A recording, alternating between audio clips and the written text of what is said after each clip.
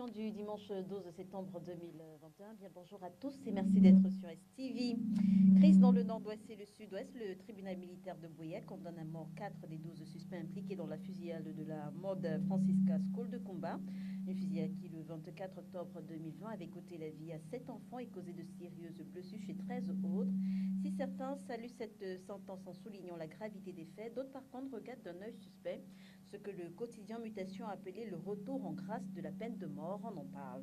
On parlera également de l'affaire Mirabel Christelle Lingom. La jeune fille est décédée cette semaine à l'hôpital de la Cité des Palmiers. Mirabel Lingom, dont le nom a été cité pour la première fois après la diffusion d'une vidéo classée adulte. Son ex avait en effet cru la reconnaître, ce qui marquera le début de cette affaire sur les réseaux sociaux. Si la jeune femme est aujourd'hui décédée, il faut dire que sur la toile, les uns et les autres, notamment des militants et sympathisants de partis politiques, se rejettent de tous les torts. Et pour sortir de cette émission, on évoquera la situation en Guinée où on a assisté cette semaine à un coup de force des militaires, destituant au passage le président en exercice Alpha Condé. Régime militaire au Mali, au Tchad et désormais en Guinée.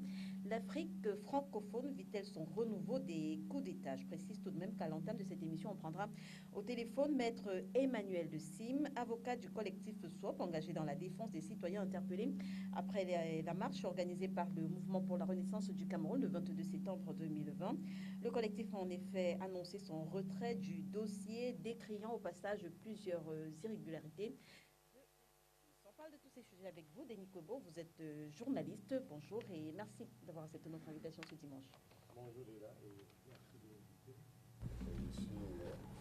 Je suis prêt pour le débat aujourd'hui, comme d'habitude. Est-ce qu'il y a une actualité en particulier, rapidement, qui a retenu votre attention cette semaine? C'est une actualité en perspective plutôt. Oui. Demain, 13 septembre, marque l'anniversaire de l'assassinat de Oumyobé, parmi les héros les plus vaillants du Cameroun, qui s'est battu pour que notre pays soit libre, indépendant, pour que le pays soit debout et respecté comme il est aujourd'hui. Malheureusement, il manque de monuments pour lui, notamment sur cette place importante du Cameroun, symbole de la lutte des Camerounais pour l'émancipation. On me dira que c'est devenu une habitude, mais il faut qu'on refuse que des mauvaises habitudes s'installent dans notre pays. Douala Mangabel n'est pas valablement représenté dans les rues de Douala. Tout est encore à la gloire de ceux qui ont martyrisé le peuple camerounais. Et toutes les rues, et la plupart des rues ici, c'est au nom des colons.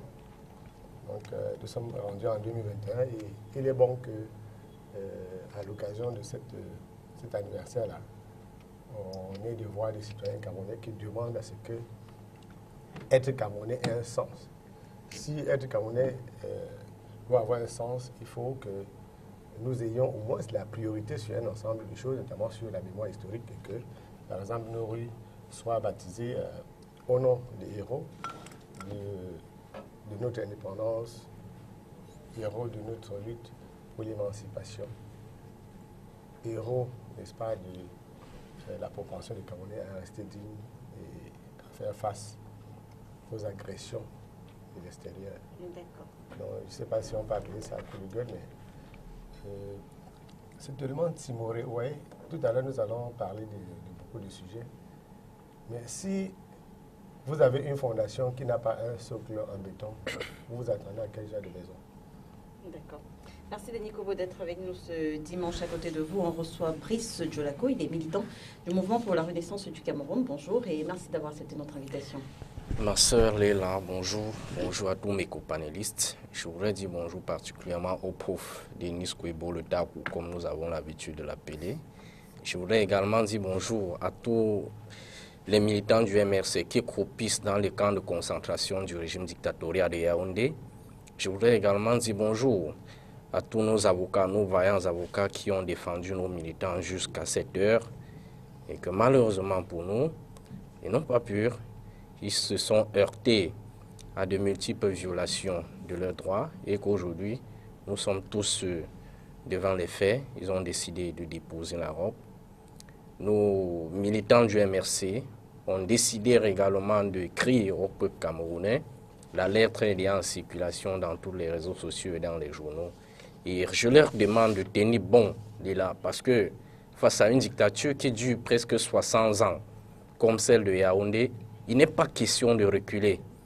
Pour détruire cette dictature, les Camerounais doivent beaucoup plus s'armer de courage, doivent beaucoup s'instruire et beaucoup d'abnégation, parce que ce ne sont pas des personnes qui sont là pour nous, ils sont là essentiellement pour leur poche, pour leur ventre. Et je crois que tous les Camerounais ont compris, et c'est la raison pour laquelle, en 2018, ils ont décidé de jeter leur dévolu sur le président Maurice Kamto, président élu. Et aujourd'hui, certains payent le prix. Dans certains endroits de la République, nous sommes pourchassés. Dans d'autres, on nous accueille. Et je voudrais comme ça profiter pour dire bonjour particulièrement aux populations de Batchoum, c'est par Bamenjo. J'ai fait un tour là-bas et ils m'ont particulièrement accueilli. Ils ont demandé de saluer Léla parce que la dernière fois que nous étions ici à cette émission, ils ont beaucoup pu apprécier la manière avec laquelle le journaliste a modéré le débat. Les paroles étaient équilibrées et ils sont tous aujourd'hui fans de STV. Merci beaucoup, Brice Djolego. Face à vous, on reçoit Germain Fils et Kat Dibobé. Il est militant du PCRN. Bonjour et merci d'être avec nous ce dimanche. Bonjour Leila, bonjour à tous mes co-panélistes. Bonjour à l'aîné Denis Kwebo que j'ai le plaisir de rencontrer une nouvelle fois. Je crois la dernière fois c'était à l'Ouest, nous nous sommes rencontrés. Bonjour à tous les militants sympathisants du PCLN, particulièrement ceux de la Sanaga Maritime qui hier ont accompagné à leur dernière demeure le patriarche de Mwankou, qui était un de ces fervents militants du PCLN. D'accord. Et le dernier invité, c'est Charles Élisan. Il est militant du Rassemblement démocratique du peuple camerounais. Bonjour. Bonjour Léla. Et merci d'être avec nous ce dimanche. Non, c'est le RDPC qui vous remercie une fois de plus de l'avoir invité à cette grande tribune d'échange. Je profite juste pour dire à mon frère Brice que dans une dictature, le terme dictature ne s'exprime pas dans les médias. On l'aurait appris là à l'instant. Donc, qu'on avance, qu'on essaie de laisser nous passer, qu'on avance. Et à mon grand frère Denis, lui fait comprendre qu'il n'y a pas 2 jours, on inaugurait la rue Ebanga Protet. Et il y a la rue Koloko, il y a la rue Njoya, il y a la rue Ngossodine. Donc, c'est là. Il y a le boulevard Leclerc. C'est la même chose. Comme en France, il y a le métro Tonnet. Donc, non, écoutez. Merci. Le boulevard ne peut pas être. Il ne faut pas aller prendre Denise, un mètre carré de terrain quelque part au Cameroun. Autant nous sommes heureux d'avoir des Camerounais comme Samuel Eto'o qui a tout un monument à lui seul à Majorque, nous sommes heureux. Autant comprenons aussi que quand quelqu'un a rendu service, parce qu'il a rendu service et les colons ont rendu quel service au Cameroun. Merci, bonjour. Eto'o a rendu un service aux Espagnols. Merci, et les colons ne nous ont rendu aucun service, donc on ne peut pas du tout mettre. Merci Denis Gobo. Alors, défense des citoyens interpellés après la marche organisée par le Mouvement pour la Renaissance du Cameroun le 22 septembre, le collectif Sylvain Sop a décidé de se retirer du dossier en décriant plusieurs irrégularités de la justice camerounaise. Pour en parler, on va prendre au téléphone maître Emmanuel Sim. Il est membre de ce collectif. Il est au téléphone avec nous. Bonjour maître Emmanuel Sim.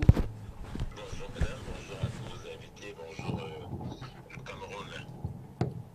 Alors, maître Emmanuel Sim, on parle justement de ce retrait du collectif Sylvain Sop dans la défense des militants arrêtés à la suite des marches organisées par le Mouvement pour la Renaissance du Cameroun le 22 septembre. Dans quel contexte est-ce que cette décision intervient? Je veux dire, elle vient de qui cette décision? Des justiciables ou alors des avocats du collectif?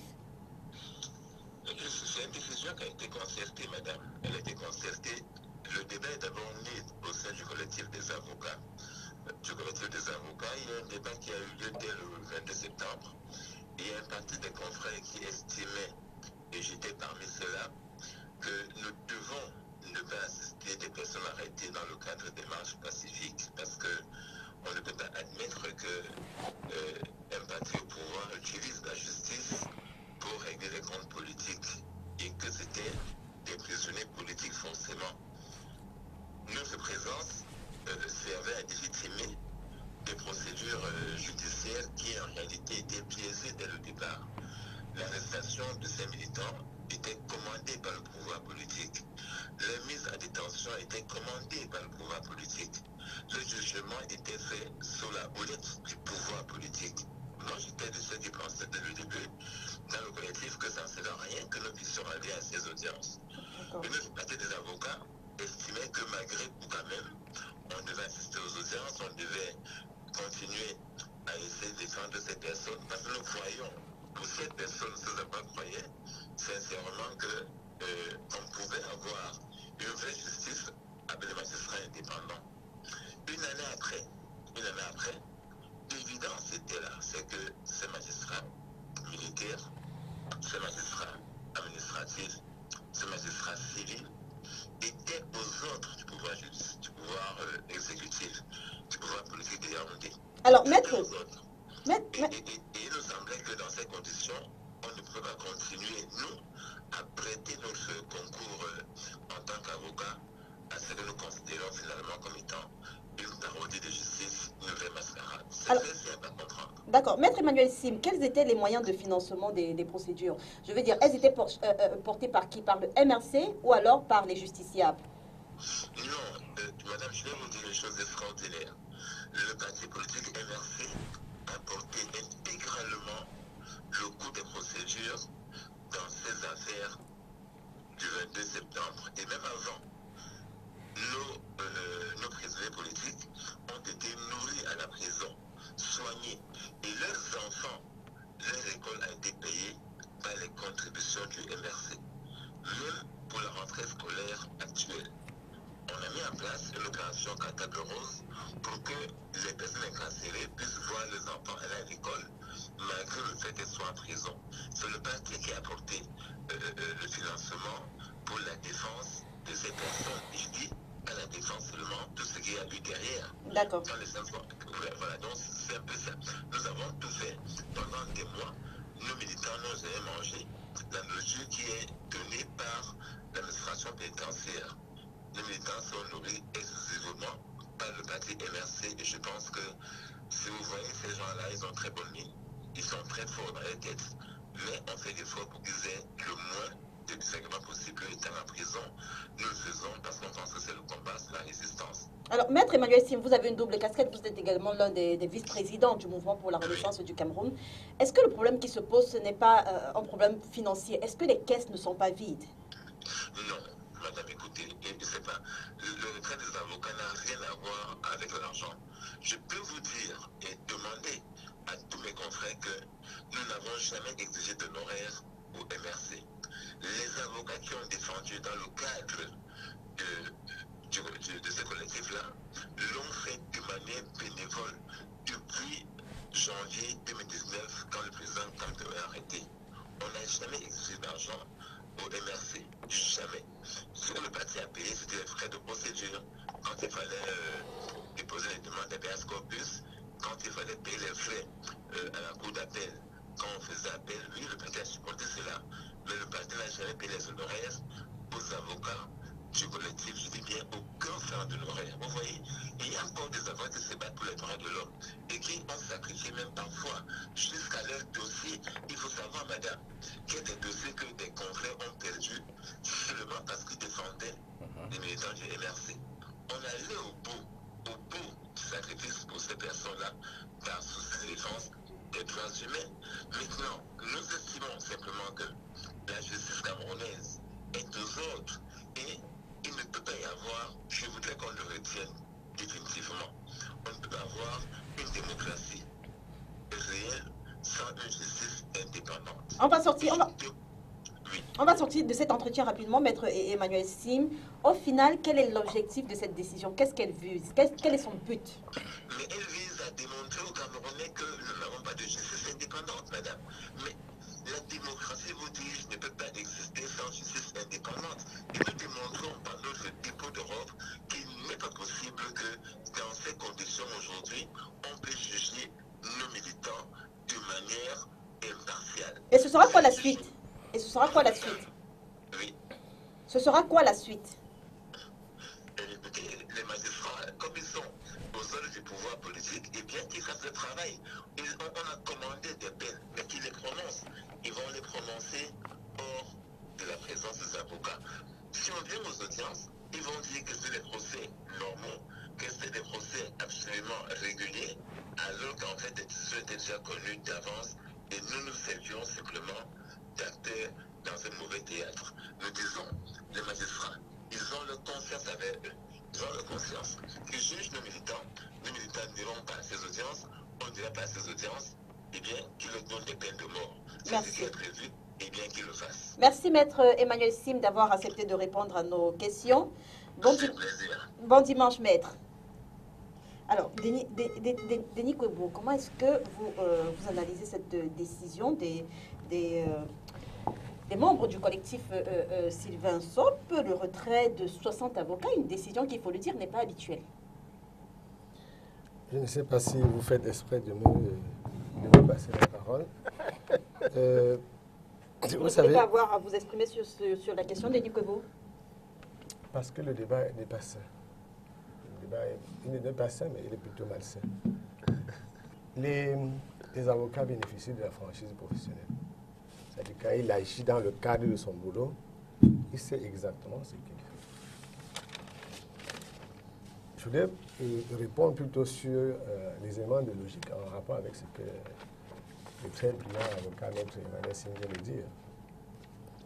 La justice camerounaise est aux ordres, elle est au bras du pouvoir politique, et la conséquence de cause, et l'unique conséquence de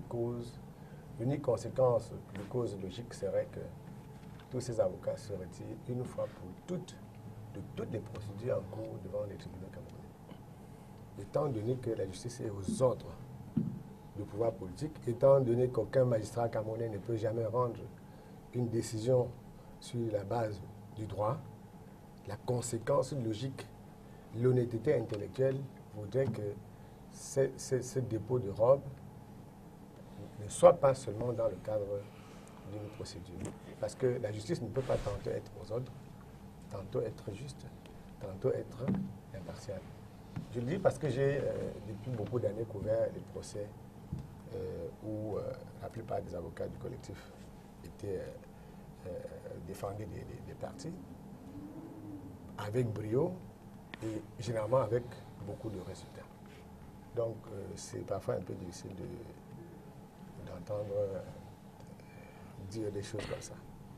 Et puisqu'il faut avoir une lecture politique, c'est un homme politique qui s'exprime, même si de temps en temps, toutes les casquettes s'entremêlent. Alors, et vous avez bien fait de poser des questions qui ont échappé à Maître, de savoir que est-ce qu'en réalité, le militant politique, le militant du MRC, se détacher de temps en temps de cette casquette-là pour voir uniquement les problèmes. J'ai couvert des procès, j'ai également vu des procès qui portaient sur des choses plus graves. Vous savez que Yonder Black, Kane, Henri Dekwe et autres étaient devant le tribunal militaire au Cameroun, à un moment où il n'était pas possible de débattre comme nous débattons aujourd'hui. Ils étaient défendus. À supposer, disons même que ce soit des procès politiques. Si les procès sont politiques, il faut toujours une défense. Ce n'est pas parce que le procès est politique que le justiciable n'a pas droit à une défense. Le droit à la défense est un droit inaliénable du justiciable. On doit être défendu. Quel que soit, même si on a tué, on doit être défendu. Oui, donc, ce qui a été exposé là, c'est juste une extension du communiqué du collectif qui a été fait au départ. Et ça ne nous aide pas, c'est ce que Maître Sim dit, ne nous aide pas davantage à comprendre. Tout le monde, moi, je suis toujours choqué de savoir qu'un ami est privé de liberté.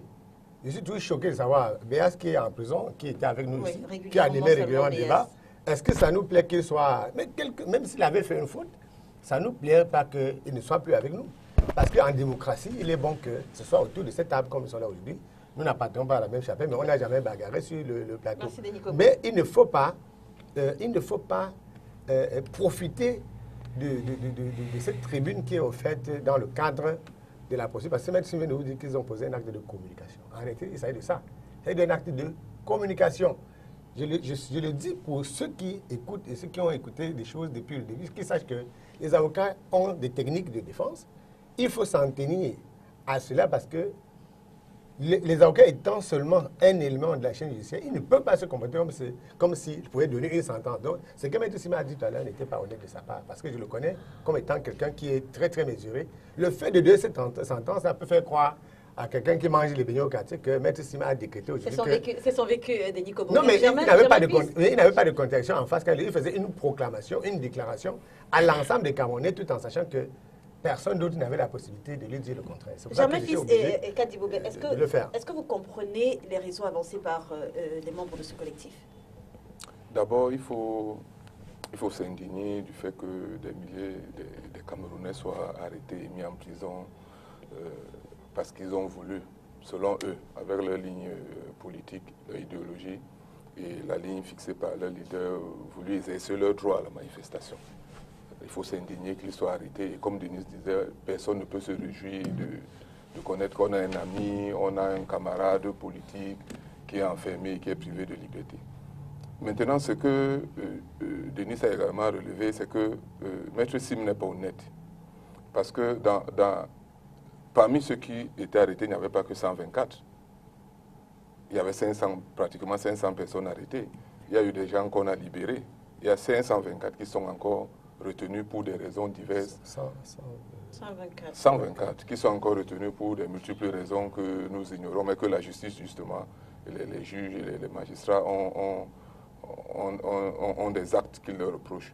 Maintenant, ce qu'il ne dit pas, c'est qu'il y a eu des gens qui ont été libérés. Et dit qu'il y a une justice aux ordres, va donner de l'allure à M. Zanké avec nous de montrer une fois de plus que l'opposition se trompe. Donc ils sont en plein dans la démocratie parce que l'opposition ne dit pas toujours la vérité. Mais il y a eu des gens qui ont été libérés, il faut le noter. Maintenant, on peut s'indigner du fait que les procédures sont lentes, elles ne sont pas accélérées. Mais ce n'est pas nouveau, Maître Sim le sait. Ces procédures-là, bien avant qu'on arrive à l'arrestation de ces citoyens-là, bien avant, pendant que son leader politique était encore ami de ceux qui nous gouvernent, il y avait ces arrestations, les procédures étaient toujours lentes.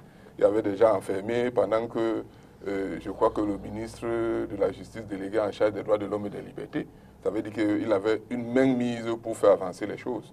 Donc on ne peut pas être surpris aujourd'hui qu'il y a une lenteur de la justice et c'est des pratiques des magistrats généralement pour enliser la procédure, pour se donner le temps de tout mettre au pied, de tout bien, de rendre une sentence qu'on peut estimer juste. Parce que, comme on le dit, lorsqu'on vous a condamné, vous direz toujours que vous n'avez rien fait. Bon, mais il faut qu'on vous amène les actes qui peuvent démontrer que vous êtes condamné. Charles Elisant, quelles peuvent être les conséquences politiques de cet acte des membres du collectif Sylvain Sow? Aucune. Nul ne peut se prévaloir de sa propre turpitude. Je ne sais pas si c'est le MSC qui a posé un acte ou ce sont les avocats qui ont posé un acte. Parce que même Maître Sim dans son... Voilà. Parce que Maître Sim, justement... Parce que il semble que tous cela le sont. Parce que il me souvient que... Tous ne sont pas militants du MSC. Moi, c'est le RDPC qui parle. Il semble que tous le sont. Maintenant, j'ai suivi beaucoup de choses quand Maître Sim a parlé. Je voudrais rappeler aux Camerounais qui nous suivent que Maître Sim, au lendemain de leur supposée victoire, on a suivi encore ici le président élu, était déjà ministre de la Justice. Lui, Maître Sim. Et dans une sortie, il a fait comprendre que le premier acte qu'il va signer en tant que ministre de la Justice, c'est la libération de M. Marafa. C'est lui qui le dit. Je ne peux malheureusement pas confirmer. C'est Zanké parle. Ouais, essayez de que vous confirmez que... Ne confirmez pas ce que je dis, madame Léla. Je peux confirmer parce que je n'ai malheureusement pas... Oui, c'est Zanké parle. Mais c'est fait bien de dire qu'elle n'est pas au courant. Tout à fait, oui. Je vous dis ce qu'ils ont dit. Donc, ils avaient déjà leur gouvernement et puis ils allaient libérer certains prisonniers qui avaient été incarcérés à la suite des opérations judiciaires de ce pays. En ce moment-là, est-ce qu'il avait fait le distinguo entre lui, ministre de la Justice, l'homme politique, entre guillemets, et la justice, je ne sais pas. Deux, je vais rejoindre aussi et faire mien les propos de Germain pour dire que le nombre qui avait été pris au départ, 3 cas aujourd'hui dehors, c'est la justice qui a libéré cela en fonction des éléments qui ont été apportés par les avocats dont ce collectif fait partie. En ce moment-là, la justice camerounaise était très bonne, elle était juste, elle était équitable. Lorsque la même justice libère M. Maurice Kamto Penekoka par son âme, pour le Vikingé, par son âme, pour les mêmes causes, la justice était très bonne en ce moment-là, c'était une bonne justice. Ils l'ont dit ou bien vous supposez? C'est ce qu'ils ont dit, qu'à ce moment-là, quand ça les arrange, c'est très bien. Quand ça ne les arrange pas, Non, la justice est aux ordres de Yaoundé. Je veux dire, ils ont dit ouvertement que la justice était... Oui, mais bien sûr, lorsque vous n'avez pas suivi quand M. Albert Zonga, du haut de sa tribune, dans son balcon, quand il sort le même soir, qu'est-ce qu'il a dit? Il ne faut pas qu'on oublie, il est là. Il faut se dire, les archives sont là pour nous rappeler certaines choses. C'est vrai qu'il a aussi dit que le plus gros gain, c'est le rapprochement avec l'Ambazonie, mais il a quand même dit que parfois la justice camerounaise se comporte bien, parce qu'ils avaient été libérés. Donc vous voyez qu'en ce moment-là, quand on les libère, ça les arrange. Je ne voudrais pas rentrer dans le jeu de celui qui est mécanicien et qui va apprendre à un professeur de médecine comment on tient un bistouri. Je ne vais pas rentrer dans les dédales judiciaires. Je laisse le Camerounais justiciable qui peut aussi avoir affaire à la justice et reconnaître qu'il y a des lenteurs, il y a des torts, il y a des tas, mais que certaines choses doivent être faites pour que ça avance. Le code de procédure pénale actuel que le Cameroun utilise, qui l'a écrit? Madame la brillante journaliste, vous pouvez me répondre non. Brice, Je n'ai pas terminé. Qui l'a écrit? Pour qu'on en soit aujourd'hui à faire le procès de la justice de son code de procédure, alors que ceux-là eux-mêmes, qui à une époque dînaient à la table du diable, comme ils l'appellent maintenant, c'est eux qui ont rédigé ce code de procédure pénale et aujourd'hui sont les premiers à abandonner en disant que non, il est fait aux ordres de Yaoundé. Non, il faut qu'on arrête l'enfant. C'est un autre enfumage des gens du MSC parce que rien à voir dans le débat politique, veulent toujours crier et créer des sensations pour pouvoir se faire distinguer la population. Comment est-ce que le militant du MRC que vous êtes analyse de cette décision? Je veux dire, si demain le professeur Maurice Kamto appelle à une autre marche, est-ce que vous êtes prêt à descendre dans la rue? Vous savez, avant d'abord de répondre à votre question, Léla, je voulais d'abord balayer quelques points. Il y a certains copanélistes, je ne sais pas si réellement ils ont préparé l'émission ou alors ils font semblant d'être hors sujet. J'ai entendu le doyen Denis Kwebo dire tantôt qu'il va falloir que les avocats qui sont à la défense des militants du MRC se retirent de toutes les procédures, du moins de tous les procès qu'ils ont devant la juridiction camerounaise. Mais ça, c'est une autre chose. Nous sommes dans un cas des militants qui ont été arrêtés. C'est un dossier. Maintenant, les autres dossiers qui appartiennent encore aux avocats, ou alors les avocats sont en train de défendre, c'est dans un autre cas. Il faut être bien précis. Maintenant, il faut analyser dans les 124 que les autres dossiers qu'ils ont en général. Il faut analyser la situation avec beaucoup de méthodes. Sinon, vous ne comprendrez absolument rien. Deux, lorsque j'entends un copanéliste dire tantôt que Maître Sim n'est pas de bonne foi, parce que certains militants qui avaient été arrêtés pour les mêmes causes ont été libérés. Mais tiens, c'est une preuve d'une justice aux ordres. Parce que nous avions des personnes arrêtées au même moment pour des mêmes causes, dans des mêmes circonstances, que certains sont libérés et d'autres sont encore maintenus dans les geôles. Et pourtant, ils sont présumés avoir commis les mêmes actes. Au nom de quoi? Sur quelle base est-ce qu'on a libéré les uns et on continue à incarcérer les autres? Ça voudrait dire effectivement que l'exécutif a sélectionné des personnes qui devraient être libérées et a sélectionné d'autres qui devraient être incarcérés jusqu'aujourd'hui. C'est une preuve de plus que la justice est aux ordres. Ça, c'est d'un. Lorsque j'entends Charles Elisan nous dit cependant que le code pénal a été écrit par le professeur Maurice Kamto, du moins par le cabinet que notre président élu, que le président élu de la République du Cameroun dirige, mais c'est une réalité, ce n'est pas du mensonge. Mais sauf que depuis la promulgation de ce code de procédure pénale, les Camerounais demandent l'application de ce code. Mais malheureusement, puisque l'application fera de l'incarcération une exception et de la liberté la règle, ce qui n'est pas favorable pour une dictature qui voudrait à tout prix phagocyter les raisonnements publics et les idées divergentes. Par conséquent, ce régime n'appliquera jamais le code de procédure pénale. Et je reviens encore de façon technique, puisque nous sommes encore dans l'analyse technique. Nous avions enlevé nos casquettes des militants et autres. Je prends tout simplement l'article 118 du même code de procédure, qui dit ceci: toute personne ayant un domicile connu ne peut être gardée à vue. Ça, c'est le code de procédure pénale qui le dit. Maintenant, des personnes qui ont été arrêtées avaient des domiciles connus, avaient des familles connues, non seulement du grand public, mais également de leur entourage. Mais malheureusement, ils n'ont pas bénéficié de cette liberté-là. Et pourtant, le code de procédure pénale, du moins l'article 118, prévoir également qu'ils ne soient pas incarcérés. Parce qu'ils présentent... Non, nous sommes encore dans l'analyse technique là. Donnez-moi un peu du temps, vous les avez donné, c'est moi qui suis concerné dans le dossier. Pour dire que si on continue encore avec le même code de procédure pénale, nous allons encore revenir sur l'article 8 du même code de procédure pénale qui prévoit ou alors qui dispose de la présomption d'innocence. Sauf que ces personnes, jusqu'à l'heure actuelle, on ne sait même pas de quoi ils ont été arrêtés. Mais malheureusement, ils ne sont même pas présumés innocents. Vous comprenez que ce même code de procédure pénale que M. Charles Elizan vient d'évoquer ici est constamment violé. Nous avions des procédures, nous avions 69 renvois de demandes de liberté. Je dis rejetés, totalement rejetés. Pourtant, nous prévoyons, le code de procédure prévoit que si les gages sont là, si les procédures ont été biaisées, ça engage directement l'annulation de la procédure. Mais malheureusement, des personnes ont été arrêtées, non seulement sans mandat d'arrêt d'un juge, d'un magistrat, et qui sont aujourd'hui incarcérés. Ça prouve une fois de plus que le code de procédure pénale a été violé. La procédure en matière d'arrestation, d'incarcération jusqu'au procès a été violée.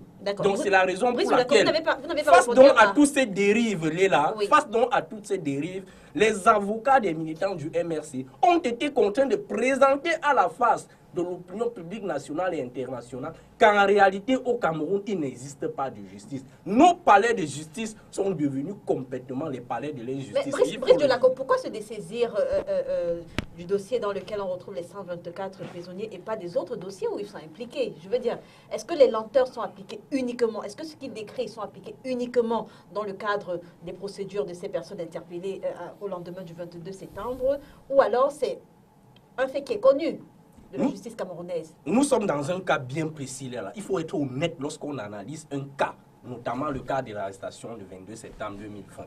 Ce cas, on vous dit, les avocats vous disent, et vous-même journalistes, vous êtes conscients que ces personnes ont été arrêtées sans mandat d'un juge. Ce n'est pas possible. Pire encore, je dis pire encore. Aujourd'hui, nous voyons les avocats qui jettent l'éponge justement parce que toutes les procédures sont biaisées. Ça, c'est un argument clair pour montrer qu'en réalité, nous sommes dans un procès piloté par l'exécutif, la présidence de la République. Pourquoi est-ce que certaines personnes sont arrêtées au même moment? Là, je répète, pour que les Camerounais qui nous regardent savent de quoi il s'agit. Des personnes sont arrêtées au même moment pour les mêmes causes, mais d'autres sont complètement libérés et certains sont encore en détention pour les mêmes causes. Là. Si ce n'est pas l'ordre qui vient de l'exécutif, dites-nous de façon honnête devant le peuple camerounais sur quelle base d'autres ont été relâchés et d'autres... Partant de ce retrait justement des avocats, si le professeur Maurice Kamto appelle à une descente dans les rues, appelle à une marche, une autre marche aujourd'hui, est-ce que vous, en tant que militant du MRC, vous êtes prêt à répondre favorablement à cette demande? Léla, nous sommes dans un cas et nous attendons l'ordre de notre chef. Parce qu'en réalité, là, nous avions une dictature. Et lorsque les militants du MRC demandent de manifester, que les uns et les autres manifestent, chacun a le droit de manifester à sa manière. D'autres ne peuvent pas manifester dans les rues. D'autres manifestent également devant les écrans de télévision, comme certains sont en train de le faire depuis un certain temps. Merci le peuple camerounais, pas seulement Maurice Kamto. Parce qu'aujourd'hui, vous résumez un ensemble de manifestations comme étant uniquement le fait du professeur Maurice Kamto. Non, le professeur Maurice Kamto dit, quel que soit là où la décision de changer le Cameroun vient, il est prêt à adhérer.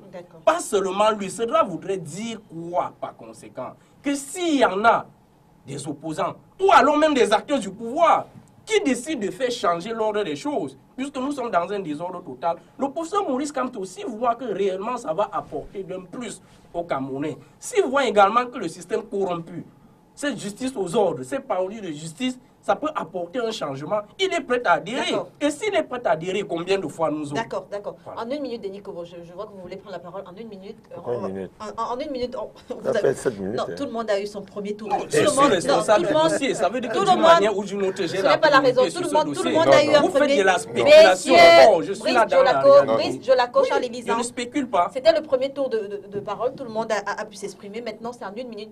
toutes les personnes qui voudront prendre la parole, ce sera en 1 minute. Oui, je vais Denis, faire la que vous parole. commencez. Ok, j'ai aimé l'exposé de Brice. Je crois qu'il vous a dit qu'il est dans son rôle. Et c'est aussi ça la démocratie. Je crois que dans la démocratie, il y a ce jeu de rôle.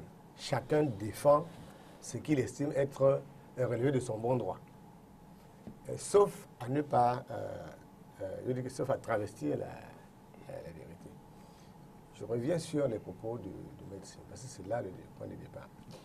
Il a bien fait de nous emballer dans une histoire où de temps en temps, c'est le MRC qui parle, après c'est l'avocat qui parle.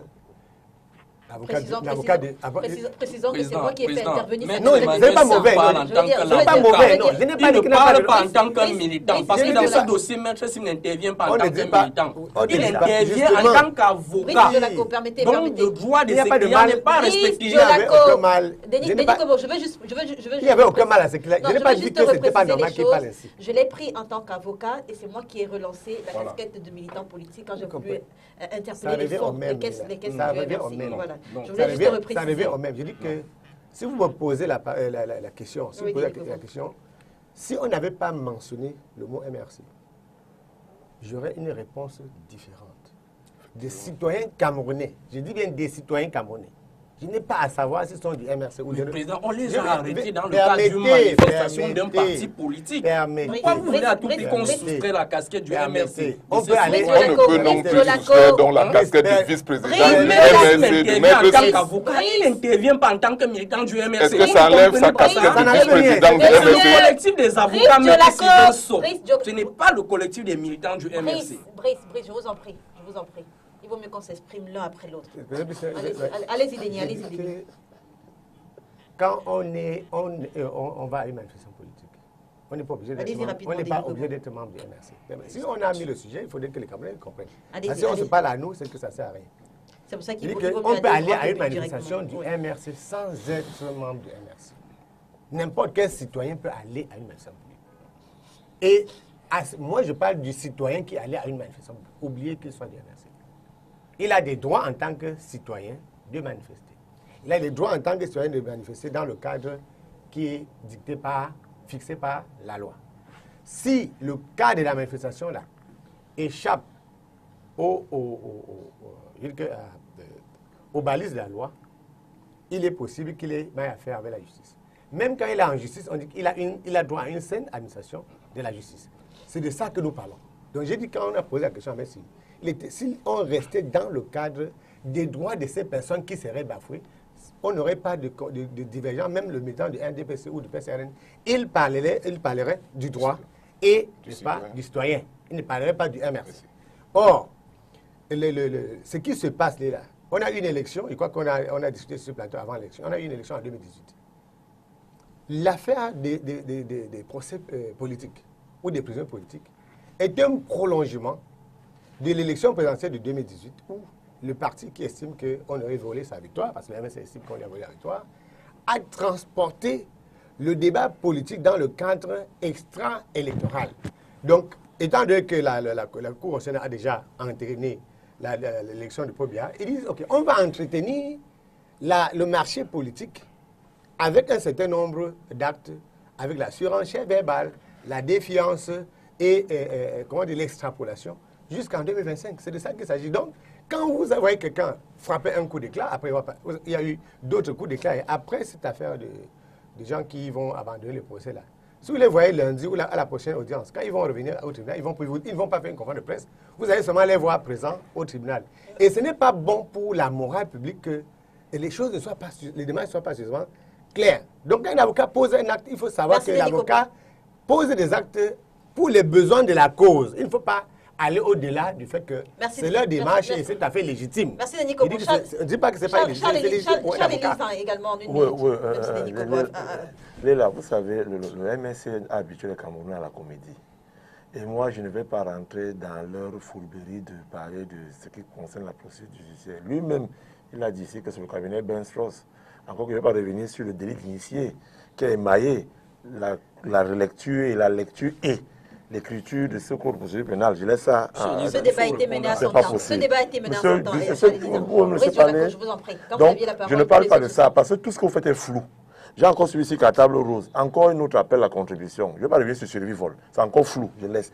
Vous êtes dans un défi total avec l'ordre établi. Et je viens de lire tout à l'heure la fabuleuse sortie de professeur Maurice Kamto. Quand tu donnais un cours de droit et éthique, morale à un autre candidat à la présidentielle, où il disait que les décisions du Conseil constitutionnel à ce moment-là, la Chambre administrative de la Cour suprême, sont des dogmes. Ça veut dire, nous les chrétiens, quand le prêtre a fini de parler, tu dis Amen. Aujourd'hui, c'est lui qui oppose son parti à ce même Conseil constitutionnel. C'est les mêmes. Quand il gagne un procès, la justice est bonne, et c'est même quand le procès n'est pas bon, la justice n'est pas bonne. Donc je voudrais juste dire au Cameroun aussi que je continue de faire comprendre à ceux qui nous écoutent que dans l'art de la guerre, on se dit qu'il y a ce qu'on appelle l'équilibre de la terreur et le rapport de force. Vous êtes dans un rapport de force avec des gens. Heureusement, aujourd'hui, vous êtes en train de déposer les armes. C'est donc comme ça que il va s'agir. Vous avez dit qu'il n'y aura plus rien au Cameroun. Rien ne va plus marcher tant que le MRC n'aura pas dit ce qui doit aller. Tant que Paul Biya, le tyran sanguinaire, vous l'insultez comme vous voulez, il ne va pas quitter le pouvoir. Mais le Cameroun ne fait qu'avancer résolument. Et dépassé par les événements. Vous boycottez les élections, mais vous êtes les premiers à aller vous asseoir sur la table de débat pour modifier, encore un terme juridique, pour modifier constitutionnellement le code électoral. Vous ne savez pas ce que vous voulez. Vous êtes devant, vous êtes derrière. Le problème avec vous, c'est ça. Et c'est pourquoi on est troublé. Et quand j'entends le mot moral, éthique, venant de la bouche, excusez-moi, d'un militant du MSC, j'ai envie de tomber. Parce que vous êtes comme ça, vous voulez toujours faire la morale aux gens, alors que vous êtes au-dessus et en deçà de la morale. En tout cas, en ce qui me concerne, c'est une autre comédie de plus, c'est un fait divers nécropolitique que le MSC veut récupérer pour continuer à exister. Jamais fait ces cas du Gobé. Il faut dire que Maître Sim sait très bien que à la prochaine audience, qui ne sont pas là, les juges vont assigner d'autres avocats de droit c'est le bluff. À leurs militants, parce qu'ils disent que c'est leurs militants. Et ce qu'essayent de faire aux militants du MSC n'est pas possible, parce que vous ne pouvez pas dire que Maître Sim, c'est l'avocat qui parle et lui enlever sa casquette de vice-président du MSC. Il porte sa casquette de vice-président du MSC et on parle des militants que vous-même vous avez réclamé être vos militants. La troisième chose, c'est que nous pouvons nous retrouver dans un même lieu. Nous sommes tous arrêtés, mais nous ne sommes pas poursuivis pour les mêmes faits. Il faut que nous soyons bien précis là-dedans. On peut se retrouver en train de faire une marche, nous tous communes, mais que moi j'ai été carrément épinglé d'être le casseur au cours de la marche. Je n'aurai donc pas la même sentence, ou bien la même procédure, ou la même vitesse de procédure que... Dans le cas d'espèce, est-ce qu'il y a eu des casses? Oui. Qu'est-ce que vous en savez? Oui. Je veux dire, est-ce qu'il y a eu des casses d'après la justice, oui. L'affaire pendant devant la justice. Voilà, d'après la justice, oui. Allez, vous avez terminé, Brice. L'affaire pendant devant la justice a sûrement des faits. Ce que je voulais dire à Brice, c'est qu'on peut être tous dans un même lieu. Nous sommes arrêtés au même moment, mais que les faits qui nous sont reprochés ne sont pas les mêmes. Les faits sont bien cadencés en fonction des agissements et de l'engagement de tout un chacun qui était dans ce cible-là. En fonction de la qualité de l'avocat qui défend. Non, en fonction même de l'appréciation des faits que le procureur présente et que le juge peut apprécier. Tout à fait. On sort de ce sujet avec vous, Brice Diolaco. Oui, justement, moi j'ai comme impression que certains ne comprennent pas de quoi est-ce que nous... On ne comprend jamais. En une minute également. Parce que vous avez tout la science infuse. Jamais. Vraiment, il faut discipliner votre invité. Nous sommes là dans un fait. Nous sommes là dans un fait. Personne n'a coupé la que toi. Il faut être clair. Il faut être clair et il faut être sérieux lorsqu'on en parle. Nous avions un collectif d'avocats qui, après constatation de certaines dérives de la justice camerounaise, a décidé de ne plus aller devant les barreaux pour ce cas. Et hier, les militants du MRC, citoyens camerounais, comme certains peuvent toujours bien l'appeler et comme ils le sont, ont décidé de ne plus y mettre pied. C'est une réalité. Ce collectif a fait son annonce où? À Oza. Maintenant. Dans votre siège. Ce collectif, permettez, ce collectif allait remettre. C'est vrai que là-bas qu'on pouvait faire l'annonce là. Il peut faire l'annonce là devant le tribunal. Lorsqu'on a Permettez. Charles Élise. C'est l'impression qu'il faut dire aux téléspectateurs. Maître Sim a bien dit que dans le cadre de ces procédures, tous les moyens financiers étaient supportés par le MRC. Il n'est que normal. Il n'est que logique. Ce sont les militants. Mais vous voulez que ce soit. Pourquoi il faut distinguer? Pourquoi il faut les distinguer? Non, je veux dire, il n'est que logique qu'on aille rendre compte à celui qui nous a recrutés dans le cadre de ce dossier. À celui qui nous a recrutés dans le cadre de ce dossier. On referme la parenthèse, Charles Élysand. Allez-y, Brice Jolacour. Oui, je voudrais finir en disant tout simplement que lorsque quelqu'un ne maîtrise pas les règles du débat, c'est toujours comme ça, comme il intervient. Néanmoins, vous maîtrisez toujours tout. Ce que nous devons dire, c'est qu'en matière de procédure, nous, les avocats du MRC ont constaté des dérives. Non seulement dès le départ, c'est-à-dire au moment de l'arrestation qui s'est fait sans mandat d'un juge, non seulement au moment de l'incarcération, ou alors même des enquêtes, où des personnes présentaient des domiciles connus, qui est réellement un principe prévu par le Code de procédure pénale, qui a été violé, non seulement au niveau des procédures, des personnes ont voulu, les avocats ont voulu que les procédures soient tenues dans les règles, conformément aux procédures, au Code de procédure pénale que nous avions et que la justice camerounaise n'a pas respecté. Voilà les raisons pour lesquelles nous, les avocats de ces citoyens-là, ont décidé de jeter. Oui, je note toujours que vous n'avez pas répondu à la question de il ne va jamais répondre à vos questions. Il faut comprendre. Vous ne m'avez jamais rien refusé. Tout à l'heure, un copanéliste disait tantôt qu'on doit extraire Maître Sim, qu'on doit toujours englober Maître Sim dans le cadre de ce procès parce qu'il est militant. Mais je vous dis que Maître Sim n'a pas été le seul avocat. Il s'agit d'un collectif d'avocats. Tous sont militants chez vous. Et Maître Sylvain qui dirigeait ce collectif d'avocats n'était pas militant du MRC. La précision a été faite. Non, oui, c'est une précision. Parce que Charles Élysand a l'art de vouloir manipuler l'opinion. Mais je vous dis, pour faire une analyse claire de ce dossier, il faut d'abord enlever la casquette politique pour revenir à la casquette technique. Non, parce que néanmoins, mais vous voulez manipuler l'opinion. Non, c'est vous qui voulez manipuler l'opinion. Parce que ce que vous ne dites pas, ce que vous n'êtes pas en train de dire aux populations camerounaises, c'est que malgré l'article que vous citez, l'article du domicile connu, ça reste encore à l'appréciation du juge. Je vous dis c'est ce qu'il faut dire aux Camerounais. Je vous dire ceci. Est-ce que pour que le juge valide que vous avez un domicile, il va falloir à tout prix un décret présidentiel? Il va falloir quoi? Il faut quoi? Il faut qu'on lui apporte l'attestation que vous avez un domicile connu. Est-ce que vous n'avez pas les documents? Vous habitez tous à Facebook. C'est pour dire qu'il faut être de bonne foi. Nous demandons tout simplement de respecter le code de procédure pénale. Nous demandons que les justiciables camerounais soient respectés devant la justice, que la justice respecte leurs droits. Merci Brice Jolacour. Simplement que ce n'est pas Merci messieurs. Germain Fils, tuerie à l'école Modern Francisca Academy de Kumba, les auteurs de la fusillade condamnés à mort. Ils avaient cependant 10 jours pour faire appel, sinon ils seront exécutés par le peloton. Le verdict a été prononcé le 7 septembre 2021 par le tribunal militaire de Bouéa. Denis Kobo, est-ce que vous avez été surpris par cette sentence? La sentence est liée à la saine application de la loi. Vous savez que je m'oblige, je m'évertue à pousser beaucoup de Camerounais à le comprendre. Vous savez que ce n'est pas avec le bon sens qu'on résout la plupart des problèmes. Dans une démocratie même, c'est l'état des droits. L'état des droits. À l'introduction tout à l'heure, vous avez évoqué le cas de ceux qui pensent que ce serait exagéré, ceux qui pensent que c'est normal. En ce qui me concerne, ce n'est pas comme ça qu'on apprécie une décision de justice. D'abord, il y a ce qu'on appelle chez les anglophones contempt of court. C'est-à-dire qu'on ne doit pas... le juge a rendu une décision conformément à la loi, donc je n'ai aucune mon opinion, c'est epsilon. Ça ne compte même, ça n'atteint même pas epsilon dans l'affaire, puisque je dois regarder les faits et je n'ai pas le droit, la possibilité d'apprécier les faits. Je veux dire, en tant que citoyen, ce n'est pas moi qui apprécie les faits. Cette affaire nous renvoie à ce qui s'est passé et à la charge de l'émotion qui a bousculé pratiquement l'univers national à ce moment-là, que les enfants soient attaqués, tués dans un établissement scolaire au Cameroun par des bandes armées qui sont même déjà très souvent tolérées par certains compatriotes. C'était le choc.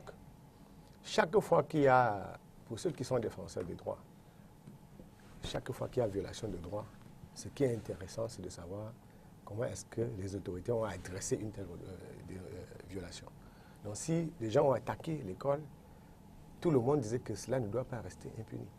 On se rend compte qu'en temps réel, cela n'est pas resté impuni. Il faut se féliciter, n'est-ce pas, de cette célérité, de cette sérénité dans le déroulement du procès. Parce que les gens avaient dit qu'il ne serait pas possible de retrouver les coupables. Et depuis qu'on a interpellé des gens, même, il y a eu un courant, tout ce courant-là qu'on connaît, qui émane, je veux dire, des gens qui sont pratiquement en dehors, n'est-ce pas, du fonctionnement de la République, qui ne voulaient pas reconnaître que c'était les coupables. Mais pendant le procès, ces gens n'ont pas nié les faits, à proprement parler. Les dénégations n'avaient rien à voir avec le fait qu'ils n'étaient pas les coupables. Donc, il est pour la mémoire des enfants qui sont tombés, pour que le droit à l'éducation soit inaliénable. Vous avez vu une déclaration de la Commission des droits de l'homme le 9 septembre, à l'occasion de cette journée-là, qui contre les attaques, les attaques contre les écoles.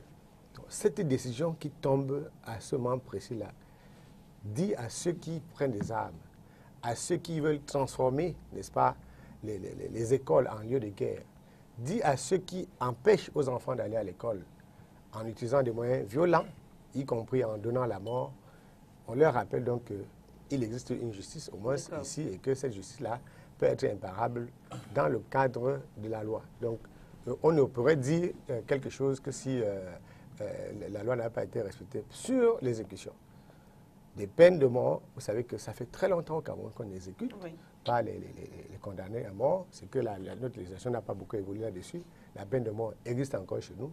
Mais il y a une tolérance politique liée au fait, je dis même, peut-être même un peu à notre tradition et à notre façon de vivre en Afrique. Donner la mort de façon atroce depuis un certain temps, n'est plus dans la volonté des même si elle existe toujours. La peine de mort existe, donc je veux dire qu'il n'était pas envisageable que en cas de non-appel, qu'on exécute ces gens sur la place publique. Mais le principe a été que les actes horribles commis contre les enfants ne soient pas restés impunis. Brice Diolaco, sur la même question. Elle vous a surpris cette sentence? Comment est-ce que vous l'analysez? D'une part oui, mais d'autre part non. Et ce qu'il faut comprendre dans ce cas de figure-là, c'est qu'il faut analyser ce problème d'abord de façon technique et ensuite de façon politique. De façon technique, que ce soit sur le plan, prenons d'abord sur le plan national. La loi camerounaise a prévu la peine de mort dont ces gens ont écopé. C'est un dispositif pénal contenu dans le code pénal du Cameroun. Ça, c'est sur le plan national. Maintenant, à l'international, lorsqu'on regarde également le fait, on se rend en évidence. Pour ceux qui ont eu le temps de lire la Convention de Rome du 17 juillet 1998 qui crée la Cour pénale internationale, que les actes qu'ils ont posés, ces personnes ont posés dans l'Église, relèvent également des actes dans l'école, relèvent également des actes punis à l'international par la justice internationale. Donc, d'une manière ou d'une autre, que ce soit sur le plan national ou alors sur le plan international, ces actes sont encadrés et sont sévèrement punis. Ça, c'est le volet technique. Maintenant, de façon méthodique, on repart dans le volet politique pour comprendre. Est-ce qu'au XXIe siècle, est-ce que le contexte dans lequel les Camerounais vivent aujourd'hui permet à ce qu'on réponde à la terreur par une autre terreur? C'est aussi une autre grande question. Parce qu'il est bien vrai de répondre à la terreur par une autre terreur. Mais si ce sont des personnes qui sont des adeptes de la terreur, nous irons de terreur en terreur et le mal ne sera pas éradiqué depuis la racine.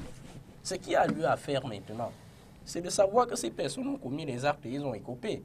Mais néanmoins, est-ce qu'il n'y avait pas autre chose à faire?